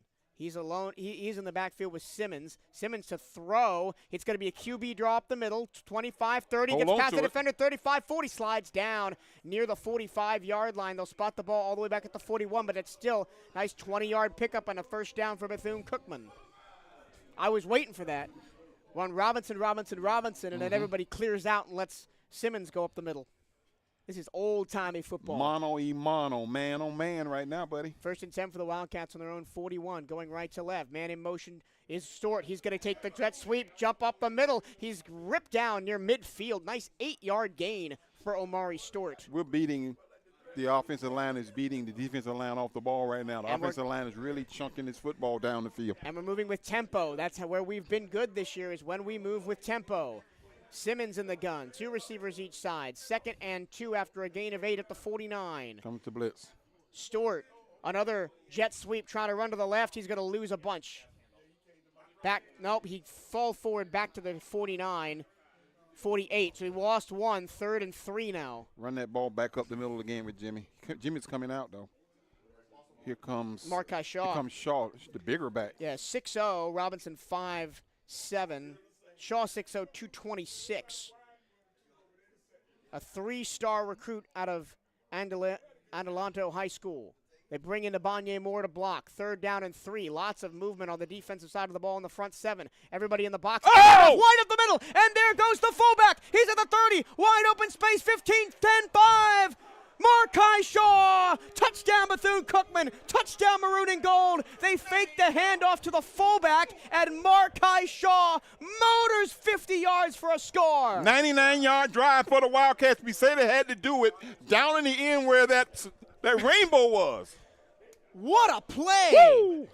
Finally, the offensive line peeled that defensive line back like a can opener, and Markai Shaw. So both safeties were up in the box, and once Shaw got by the first 2 defenders, there was nobody to stop him. You said it was a crazy ball game. I said, let's keep playing. 99 yards, baby. Here's the extra point from Hector. It is good. Wildcats lead for the first time in the ball game, 17-14. 14 with 9:14 to go in the game. Don't you dare leave the radio. Don't you dare leave YouTube, folks. Keep it tuned right here. A&M on the ball next. Wildcat defense looking to hold again when we come back. This is BCU Athletics on the CatEye Network and 1380 WELE.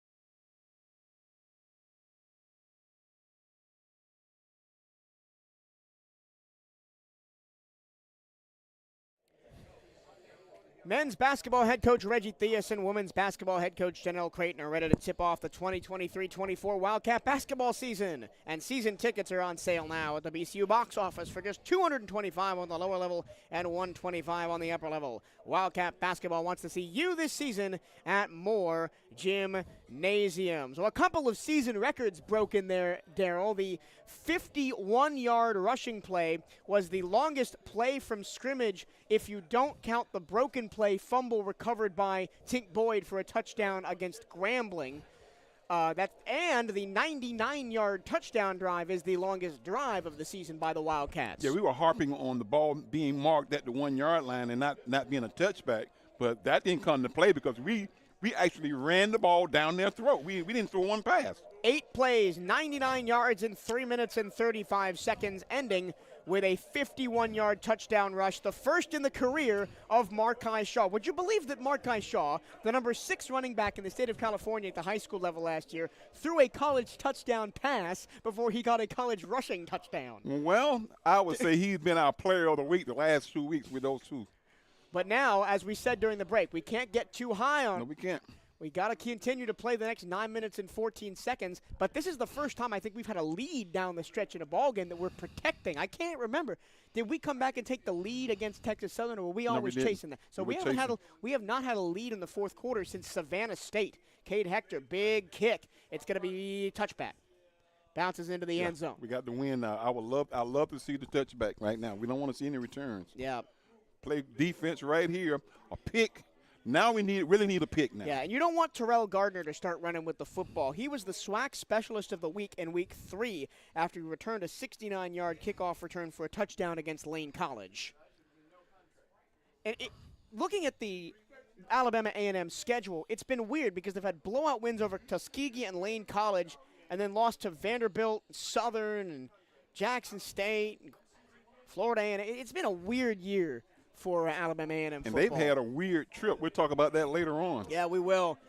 1st and 10 from the 25, going left to right. Let's see the Wildcat defense try and make one big stand here. 9:14 to go, fourth quarter. Wildcats protecting a 17-14 lead and whistle at a stoppage of play. They're calling a timeout because the play clock. Oh, delay a game. Delay a game against the offense will set them back 5 yards, and now we're seeing the penalties start to rack up. This is what Cornell was talking about, shooting themselves in the foot, those pre-snap penalties. Mm-hmm.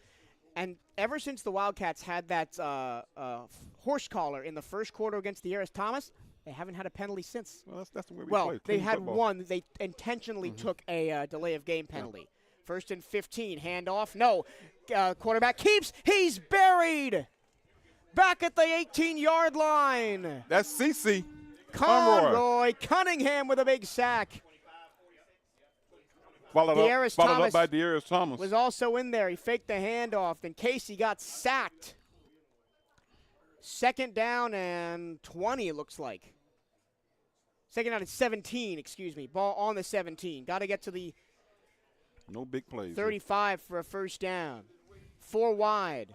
2-by-2 the receivers. Casey back to pass. Under pressure, throws over the middle. No good. A diving one-handed catch attempt is incomplete. LeVar Gums almost had that one down. The Central Michigan transfer originally from New Orleans. And Clement was all over him, playing man-to-man across the field. His third down. Third down and 17.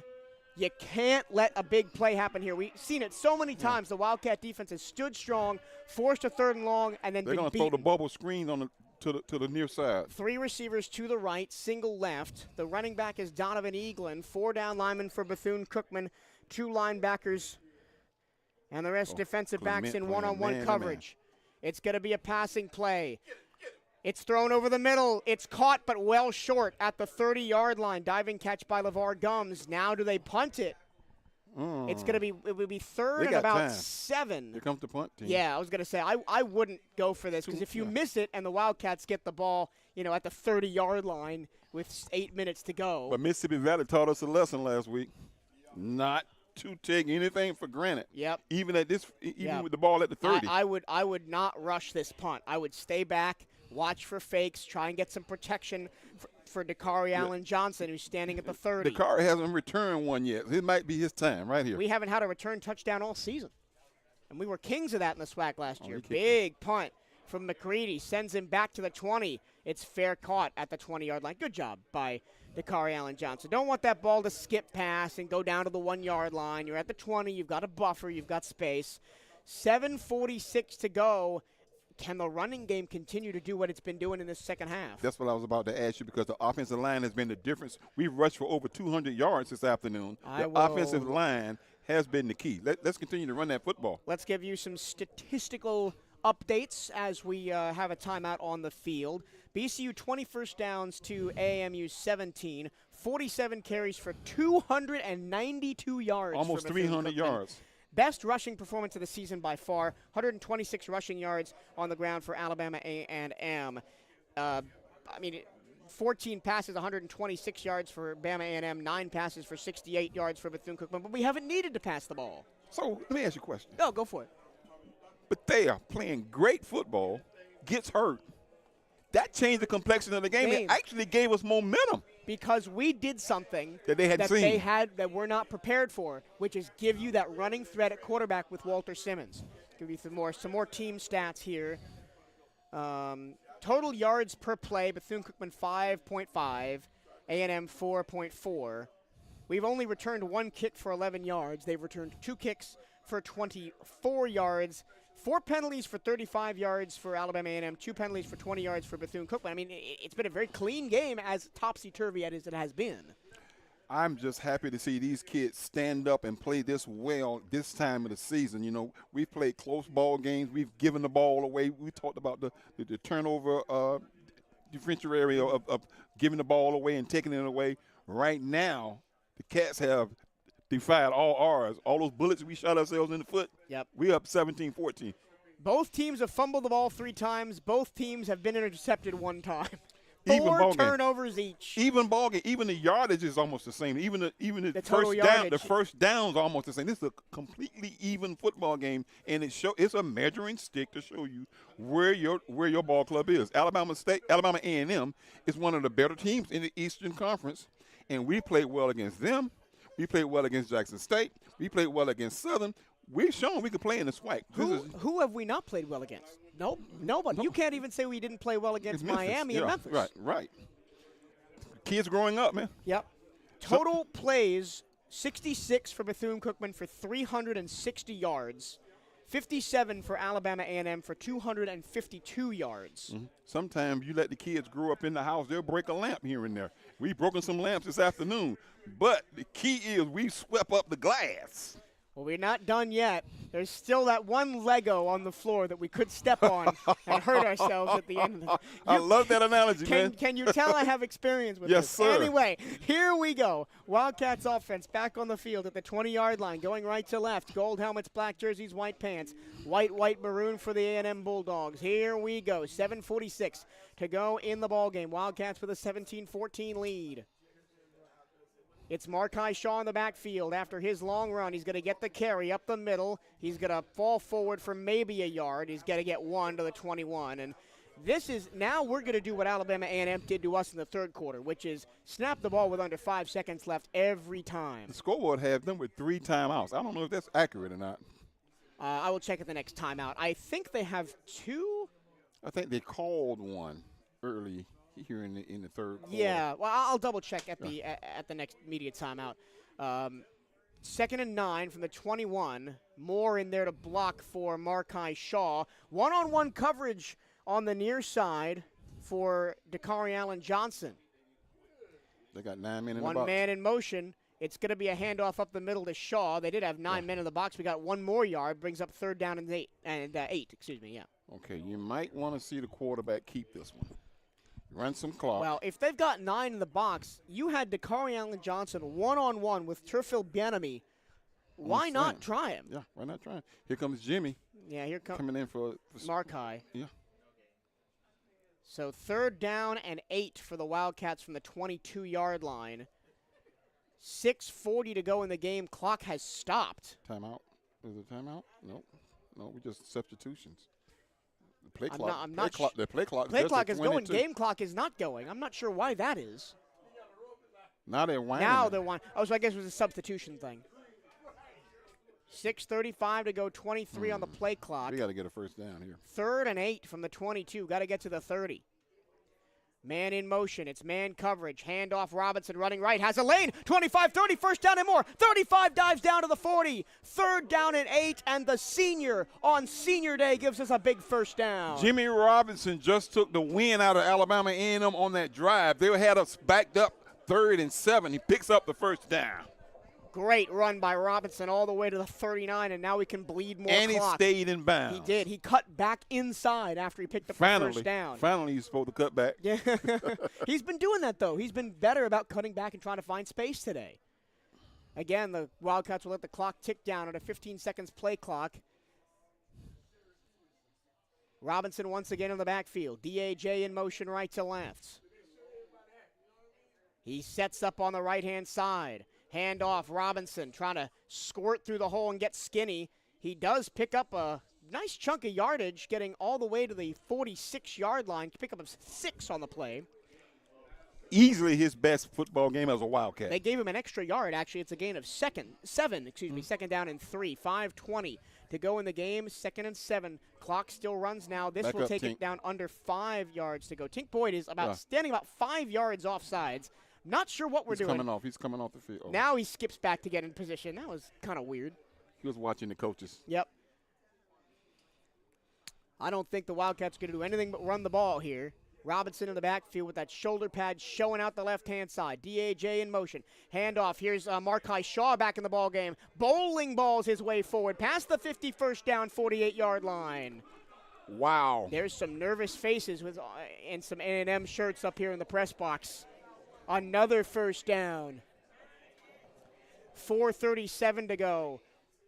Wildcats need to take the soul out of this Bama A&M team right now. I almost considered putting a Bama State jar here in front of us at the table. Every time we said Bama State instead of Bama A&M, we've got to put a quarter in the jar. I didn't do that. We have slipped up a couple of times today. Terzado in motion left to right. It's going to be another Robinson handoff. That time nowhere to go. Lost yards back to the 50. Lost 2. Fumble. Uh-oh, did he lose the ball? They're saying he was down. They're saying he was down. Oh, man, I don't know if my heart can take a 5th turnover of the game for Bethune-Cookman. Let's see where they spot the ball. It'll be 2nd down and 18. Lost 2 yards back to the 50. Clock should be running. Substitution, I think. Well, it's outside the last 2 minutes. They changed the clock rules outside the last 2 minutes. I don't have them in hand this year, but I think the clock does stop on substitutions outside the last 2 minutes. Because look at DJ McCarthy. He's even saying they called timeout. Oh, no, they called timeout. That's why the clock stopped. Okay.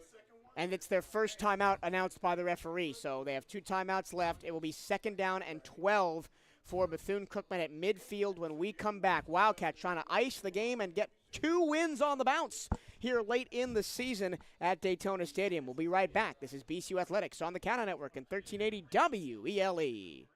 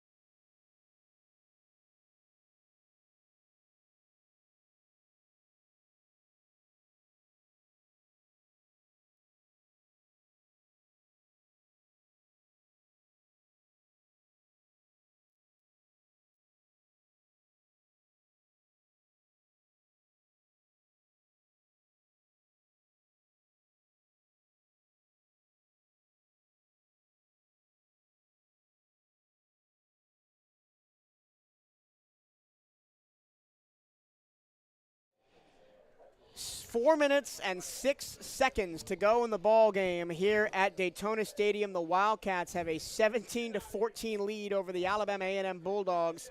It would be the first 2-game winning streak for this program, I believe, since 2019. It'll be the first 3-win season too if we can get pull this one out. Yep. And the Cats will be 3-1 at home. They would be. They'd be over 500 at home and emphatically over 500 at home. And you could argue they had a chance to beat Texas Southern. Right. We did. Well, you could argue they've had a chance to beat everybody. Every team we've played this season, maybe with the exception of Southern. They kind of pulled away in the second half. But this team, especially running the ball, has looked so different than the Wildcat teams we've seen so far this year who have struggled to run the ball, who've gotten 94 yards per game. We've gotten some offensive linemen back that were hurt. They are 5th to last in all of FCS football in rushing yards per game coming into the game day. You think that's going to change? Wow. 300-plus yards on the ground. It'll be 2nd and 12 for Bethune-Cookman right on the midfield stripe at the BCU logo. After the 2-yard loss before the timeout was taken by Alabama A&M. 4:06 to go. Simmons in the gun. DAJ in motion. Handoff. Robinson, right side, gets to the edge. Flag flies. It's going to be a hold, and it's going to stop the clock. He got back to the original line of scrimmage at the 48, but it's going to be a holding call. I believe they're going to call it on the center, David Patasi. Yeah, Patasi that time had a handful of jersey on the sweep. They're going to back us up. Only the 3rd penalty of the game on BCU. They continue there. The penalty of the decline. So they give him the loss of down, make it 3rd and 12. That's smart. That's smart, yeah. Because, again, because we've been getting chunk plays, right? If it's 2nd and 15, right, we can make that. If now 3rd and 12, we got to go to the air or pretty much do you dare go to the air now? Well, we got 3rd and 7 with Jimmy Robinson on a previous play on this drive to extend the drive. I say run it and then go for it on 4th down. Well, we'll see how far they get. 3rd down and 8 from the 47. Simmons keeps up the middle. Wide open spaces, 45-30. Nobody's going to touch Walter Simmons all the way to the house. Touchdown Bethune-Cookman. Touchdown Maroon and Gold. 3rd down and 8. House call for number 8. And the Wildcats drive the dagger in the heart of A&M. This team growing up right before our eyes, another 80, 90-yard drive. And woo, baby. And again, they've got both linebackers to commit to the play fake. It was a fake handoff to Robinson, and then Simmons took it around the right-hand side. There was nobody there because the safeties had dove in, and the it was basically the same play as the Markai Shaw run. No, we came into the ball game talking about how crazy it was going to be and who needs to do what. We shooting ourselves in the foot. We had all these turnovers. Look at the scoreboard right now, 24-14. Extra point good, 24-14, 3:40 to go. Growth. You talk about growth. I told you. Talk about growing up. Somebody picked up the Lego that time.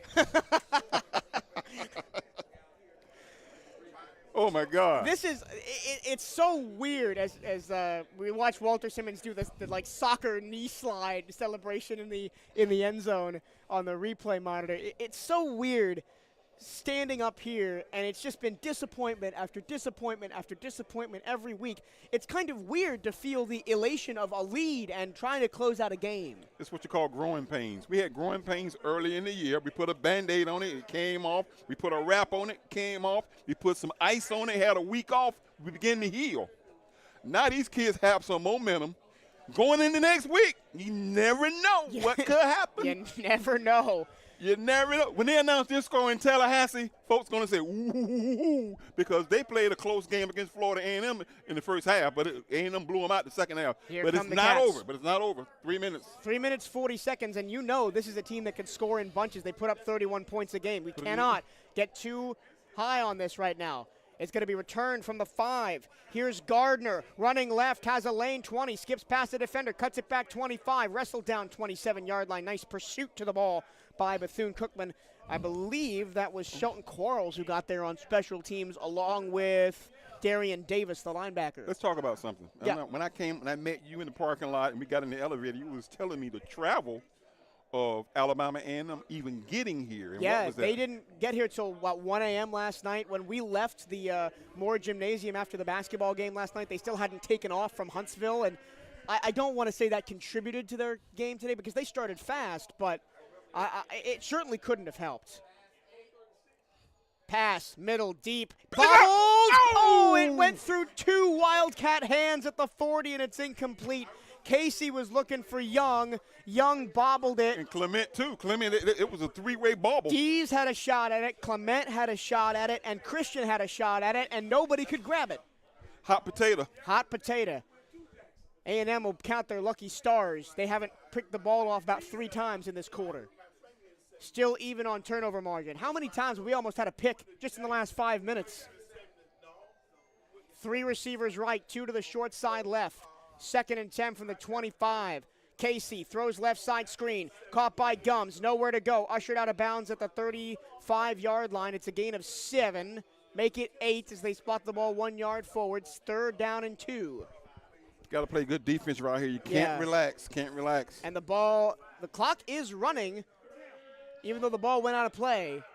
3rd and 2. I don't think we rush here. Just send 4, maybe play man-to-man defense on the back end. Casey in the gun alone, 3-by-2, 3 left, 2 right. Here's this snap, 4-man rush. Casey under pressure, throws over the middle. Intercepted at the 50-yard line. This time, Omari Hill-Robinson gets his interception. And with 2:54 left, the Wildcat fans are on their feet. Ladies and gentlemen, if you could see the elation on this field right now, these kids have really been – oh, like he's doing a worm in the end zone. Careful not to get an excessive celebration penalty. You got to be careful about that now.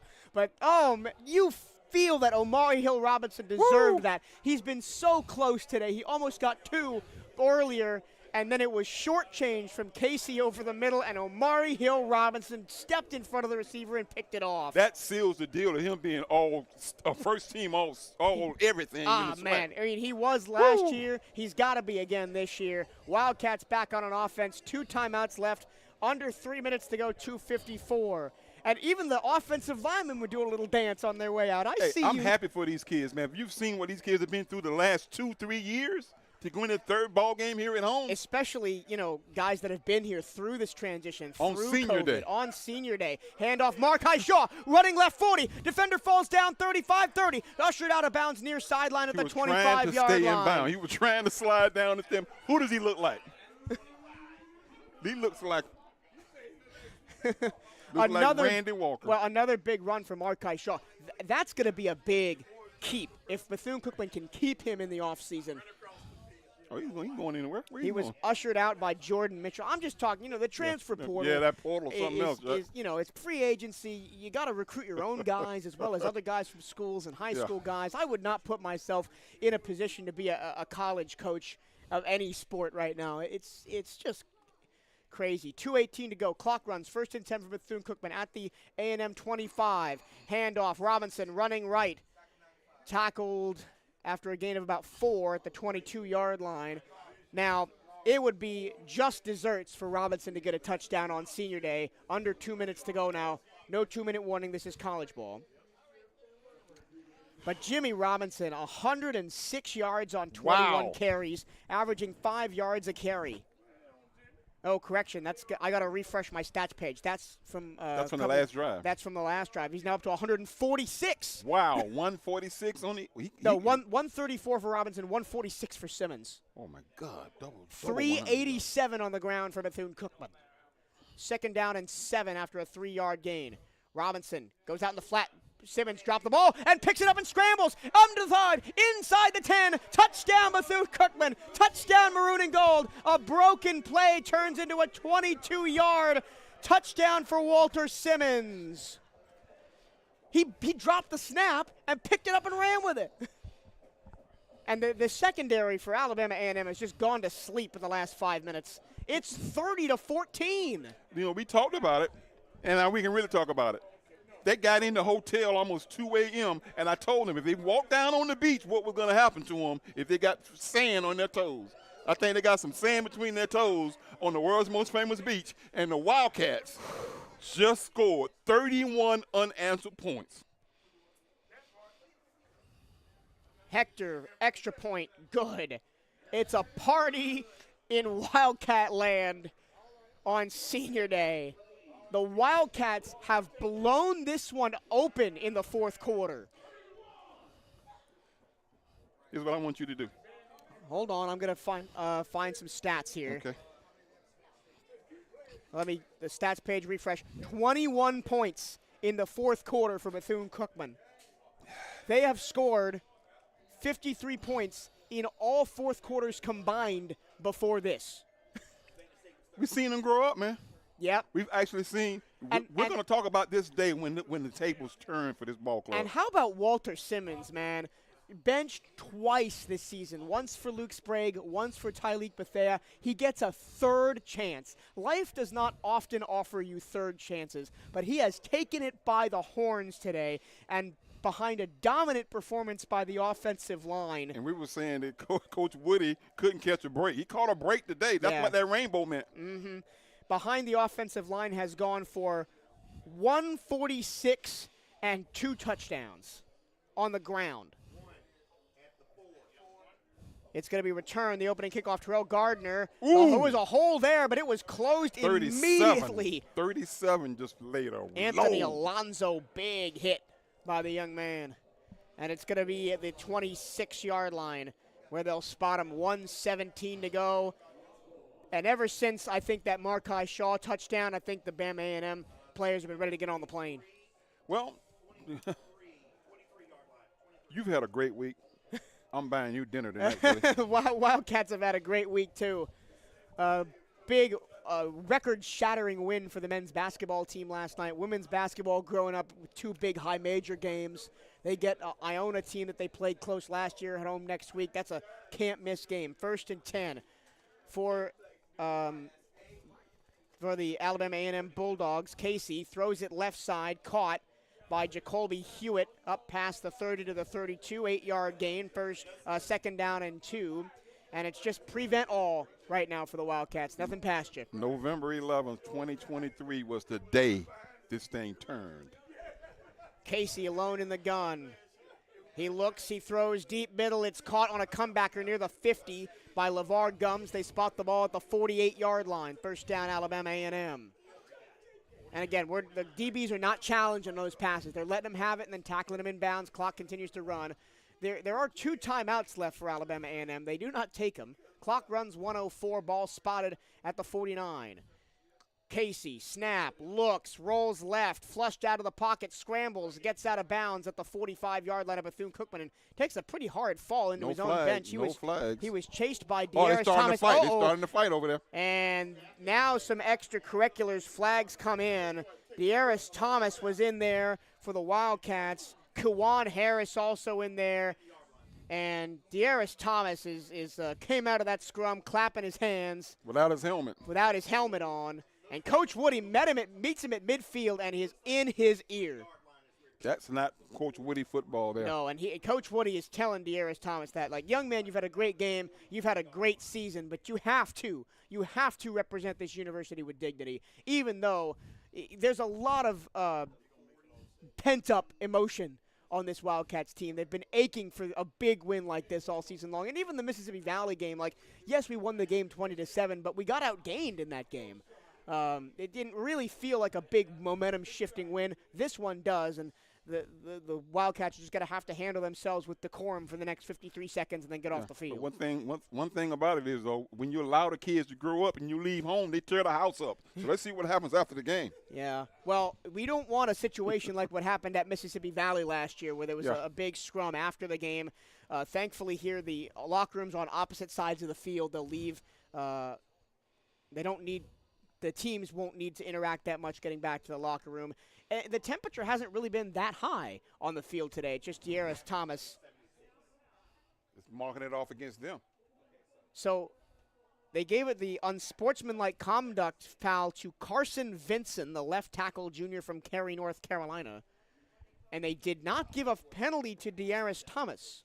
Yeah, his helmet was ripped off on the other side of the field. So Coach, I like what Coach Woody did, man. He's a disciplinarian, and he's the guy that doesn't play.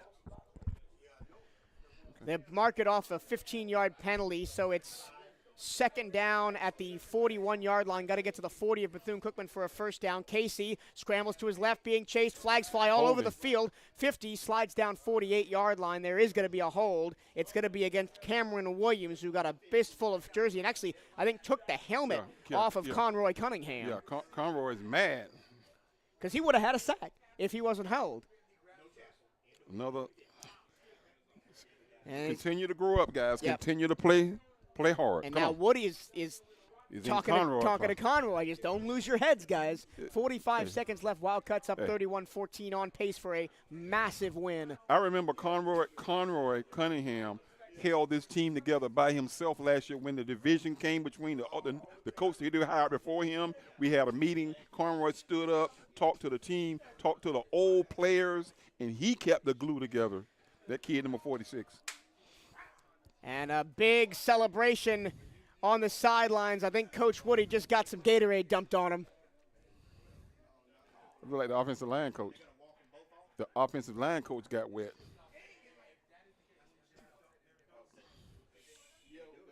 And we're going to see what the penalty is. Holding on the offense. Decline the penalty. And then an unsportsmanlike also. So I think it was just a hold, and then the helmet got ripped off after the play. He ripped Conroy's helmet off, after the play, so that's an unsportsmanlike. So Alabama A&M is the one playing dirty ball, and our kids are reacting to it. And they're kind of imploding a little bit. They've imploded on the field of play. They've given up 31 straight points, and now mentally they're a little imploding. This started last night in Huntsville, Alabama, when that's when it started. Yeah. Well, take nothing away from Bethune-Cookman. They have played unbelievably today, especially in the fourth quarter. And this game was 14-0. It was 14-7 at the half. It was 17-14. Wildcats took the lead. For a long time, it was 17-14. And then in the fourth quarter, the running game got going, really got going, and the Wildcats pulled away with 21 points in the final frame. 45 seconds left. It's second down and about a light year. They're at the 30. They're at the 27-yard line of their own. They got to get to the BCU 40 for a first down. Important just to tackle in bounds here. Casey hit as he throws. Ball goes incomplete. Walls off the edge. And they're only rushing 3 now and still getting back there. And that's how you know the offensive line is kind of thrown in the towel. Yeah, Wall's still playing at 100 miles an hour right now. He doesn't know how to play any other way. He's from Rockledge, and they'll be here next weekend to play the Mainland Buccaneers here Friday night. That's a big game. I don't know. If I've got all my prep work done for the Classic, I might come out to that game. Rockledge Mainland, that's going to be good. We were trying to figure out what we're going to do Friday. Remember, Friday was open. 31-14. Wildcats lead, 34 seconds to go. Third down and 42 is officially the mark on the scoreboard. Casey takes the snap, steps up, gets some hands on him from the defense. He's going to be sacked. Back at the 25-yard line, Eddie Walls and Peyton Doucette. Oh, Peyton Doucette's been injured. He's back in the game. Back in the game, and he got a sack. Yeah. Doucette's been hurt the last couple of weeks. He should have fresh legs. 4th down. And they're going to let the clock roll out under 10 seconds. They won't snap the ball again. We've been waiting a long time to say this one. This one belongs to the maroon and gold. The Wildcats win it 31-14. A dominating fourth quarter as I think every coach has gotten the Gatorade bath right on the sidelines for Bethune-Cookman. And wow, the teams are coming together at midfield. I just see handshakes, and De'Aris Thomas immediately went over and shook the guy's hand who he was pushing and shoving with earlier. So good to see that. And Wildcats, man, 21 points in the fourth quarter to pull away from a game that was nip and tuck for a long time. We've been talking about growing up. We saw it right before our eyes this afternoon and last week. We saw the Cats now the 2-game winning streak going into Orlando. And let me tell you, folks who stayed home today, to be ready for next week, this is a different Wildcat football team. It is indeed. Handshakes going on at midfield between the Alabama A&M Bulldogs and the Bethune-Cookman Wildcats, who finally get over the hump and take a massive win at home, 31-14. The 3,000 or so fans that came out to Daytona Stadium today, I think starting next year, there's going to be more Wildcats in the stands as this team starts to ramp up. Senior Day will be a memorable day in the program for Coach Woody. Yep. You saw them play well last week, continue to keep the momentum throughout the week, and saw them come from behind, down 14-0. Both of those touchdowns were gifts. Fumbled the football 5 times in the red zone. And still won the game. And came back with 31 unanswered points. And guess what we didn't do in the fourth quarter? Fumble the ball. We didn't fumble the football. Nope. As it is Senior Day, before we get into our final stats and final breakdown from us here at the broadcast booth, I want to run through everybody on the football team that is a senior and is exhausted their final year of eligibility. There are graduating seniors on this team that were honored pregame but still have eligibility remaining so they can come back next year. Those are Dakari Allen Johnson, Ryan Blake, Jalen Christian, Conroy Cunningham, Tyrone Franklin, Devin Harrell, Lewis Kershinger, Stephen Peterman, and Clayton Thomas. Those are the seniors that have graduated from Bethune-Cookman University this year, but still have eligibility remaining either through a COVID year or a redshirt or a transfer. And now here are the seniors in their final year of eligibility. This is their final home game of their careers. Jawan Tink-Boyd, Benjamin Chomby, Iverson Clement, Halston Fergillis, offensive lineman, Kawan Harris, defensive back, Omari Hill Robinson, Jabari Jowden, Laquan Johnson, Jimmy Robinson III. Those are the players who have played officially their final game at Daytona Stadium tonight. I'm tearing up a little bit because these are guys that have been with some of them have been with the program a long time. Jimmy Robinson's been here for 5 years and has seen the lowest of the low, and unfortunately may not get to experience the highest of the high as we go forward. You know, Jimmy Robinson last season ended with a broken wrist. He didn't play the last 4 or 5 games, and he was hungry because he came out of the spring, the #1 running back. And today, Senior Day, the kid goes for over 170. Well, talk about Senior Day. Omari Hill Robinson, 2 interceptions for him on the day. Iverson Clement, big lockdown corner. Conroy Cunningham had a couple of sacks. Jabari Jowden had a couple of pass deflections, almost had a pick. Everybody, basically all the seniors, played big today. Let's run you through some final statistics and highlights. Team stats. Let me refresh the page one more time just in case anything updated on that last drive. For Bethune-Cookman, 25 first downs to 18 for the Bulldogs, 58 carries, 412 yards, 7.1 yards per carry for the Wildcats. November 11th, 2023, like I said before, was the day the program turned around. We got 3 wins. We've had 2 last year, 2 the year before, 3-win season for the Cats when we could have been an 8-win season. It could. Well, and I think this is, you said a turning point, but a day where we finally got over the hump and turned that close game into a win instead of falling short. And yes, we did it in maybe the most emphatic fashion imaginable, but even if we'd won 17-14, we would have still been elated because we turned that close game scenario in the fourth quarter into a victory. I'm ecstatic because I've seen these kids struggle. I see the kids keep their heads up. I see them practicing on Sunday morning right after a loss just to see the exuberating fun on the sideline, hitting the coaches with the water. I'm happy for them. Passing yards, 18 completions for 173 yards for Alabama A&M. Just 9 completed passes for Bethune-Cookman for 68 yards. When you rush for 412, you don't really need to pass that much. And, of course, Tyleek Betha, we hope he is all right after he went down to the first half with an injury. But let's go back to this right here. The kid that we put at quarterback had an opportunity all year to lead this team. And every time he got in, they pulled him out. Got in, they pulled him out. He waited his turn. When he took over after Betha, he ignited this club, and it stayed there the rest of the ballgame. Couple of more stats. Total yards, 77 plays, 480 yards. That's 6.2 yards per play for Bethune-Cookman. 68 plays, 303 yards, 4.46 yards per play for Alabama A&M. Wildcats had 2 interceptions. They lost 3 fumbles. Also 3 fumbles lost for Alabama A&M. So both teams, 4 turnovers for A&M, 5 turnovers for A&M, 4 turnovers for Bethune-Cookman. They actually ended on a positive turnover differential, if you can believe it. The first quarter and the first half, really, every time it seemed like the Wildcats were doing something positive, they turned the ball over. They cleaned it up in the second half. But here's a key that we ain't even looking at. Remember, we had the ball fourth down and 2 yards to go, and we took the delay of game and kicked the field goal. And I was all hot saying, why didn't you go for it? That was the key, because what it did, it put us down by 4, and we were able to kick off with the win, and it flipped the field, and from there, everything changed. It's hard to imagine me being frustrated about anything, but again, you've been doing this all week, buddy. You got to remember, this game was a 3-point game, 4-point game. We were down by 14 until the fourth quarter when we really started to break it open.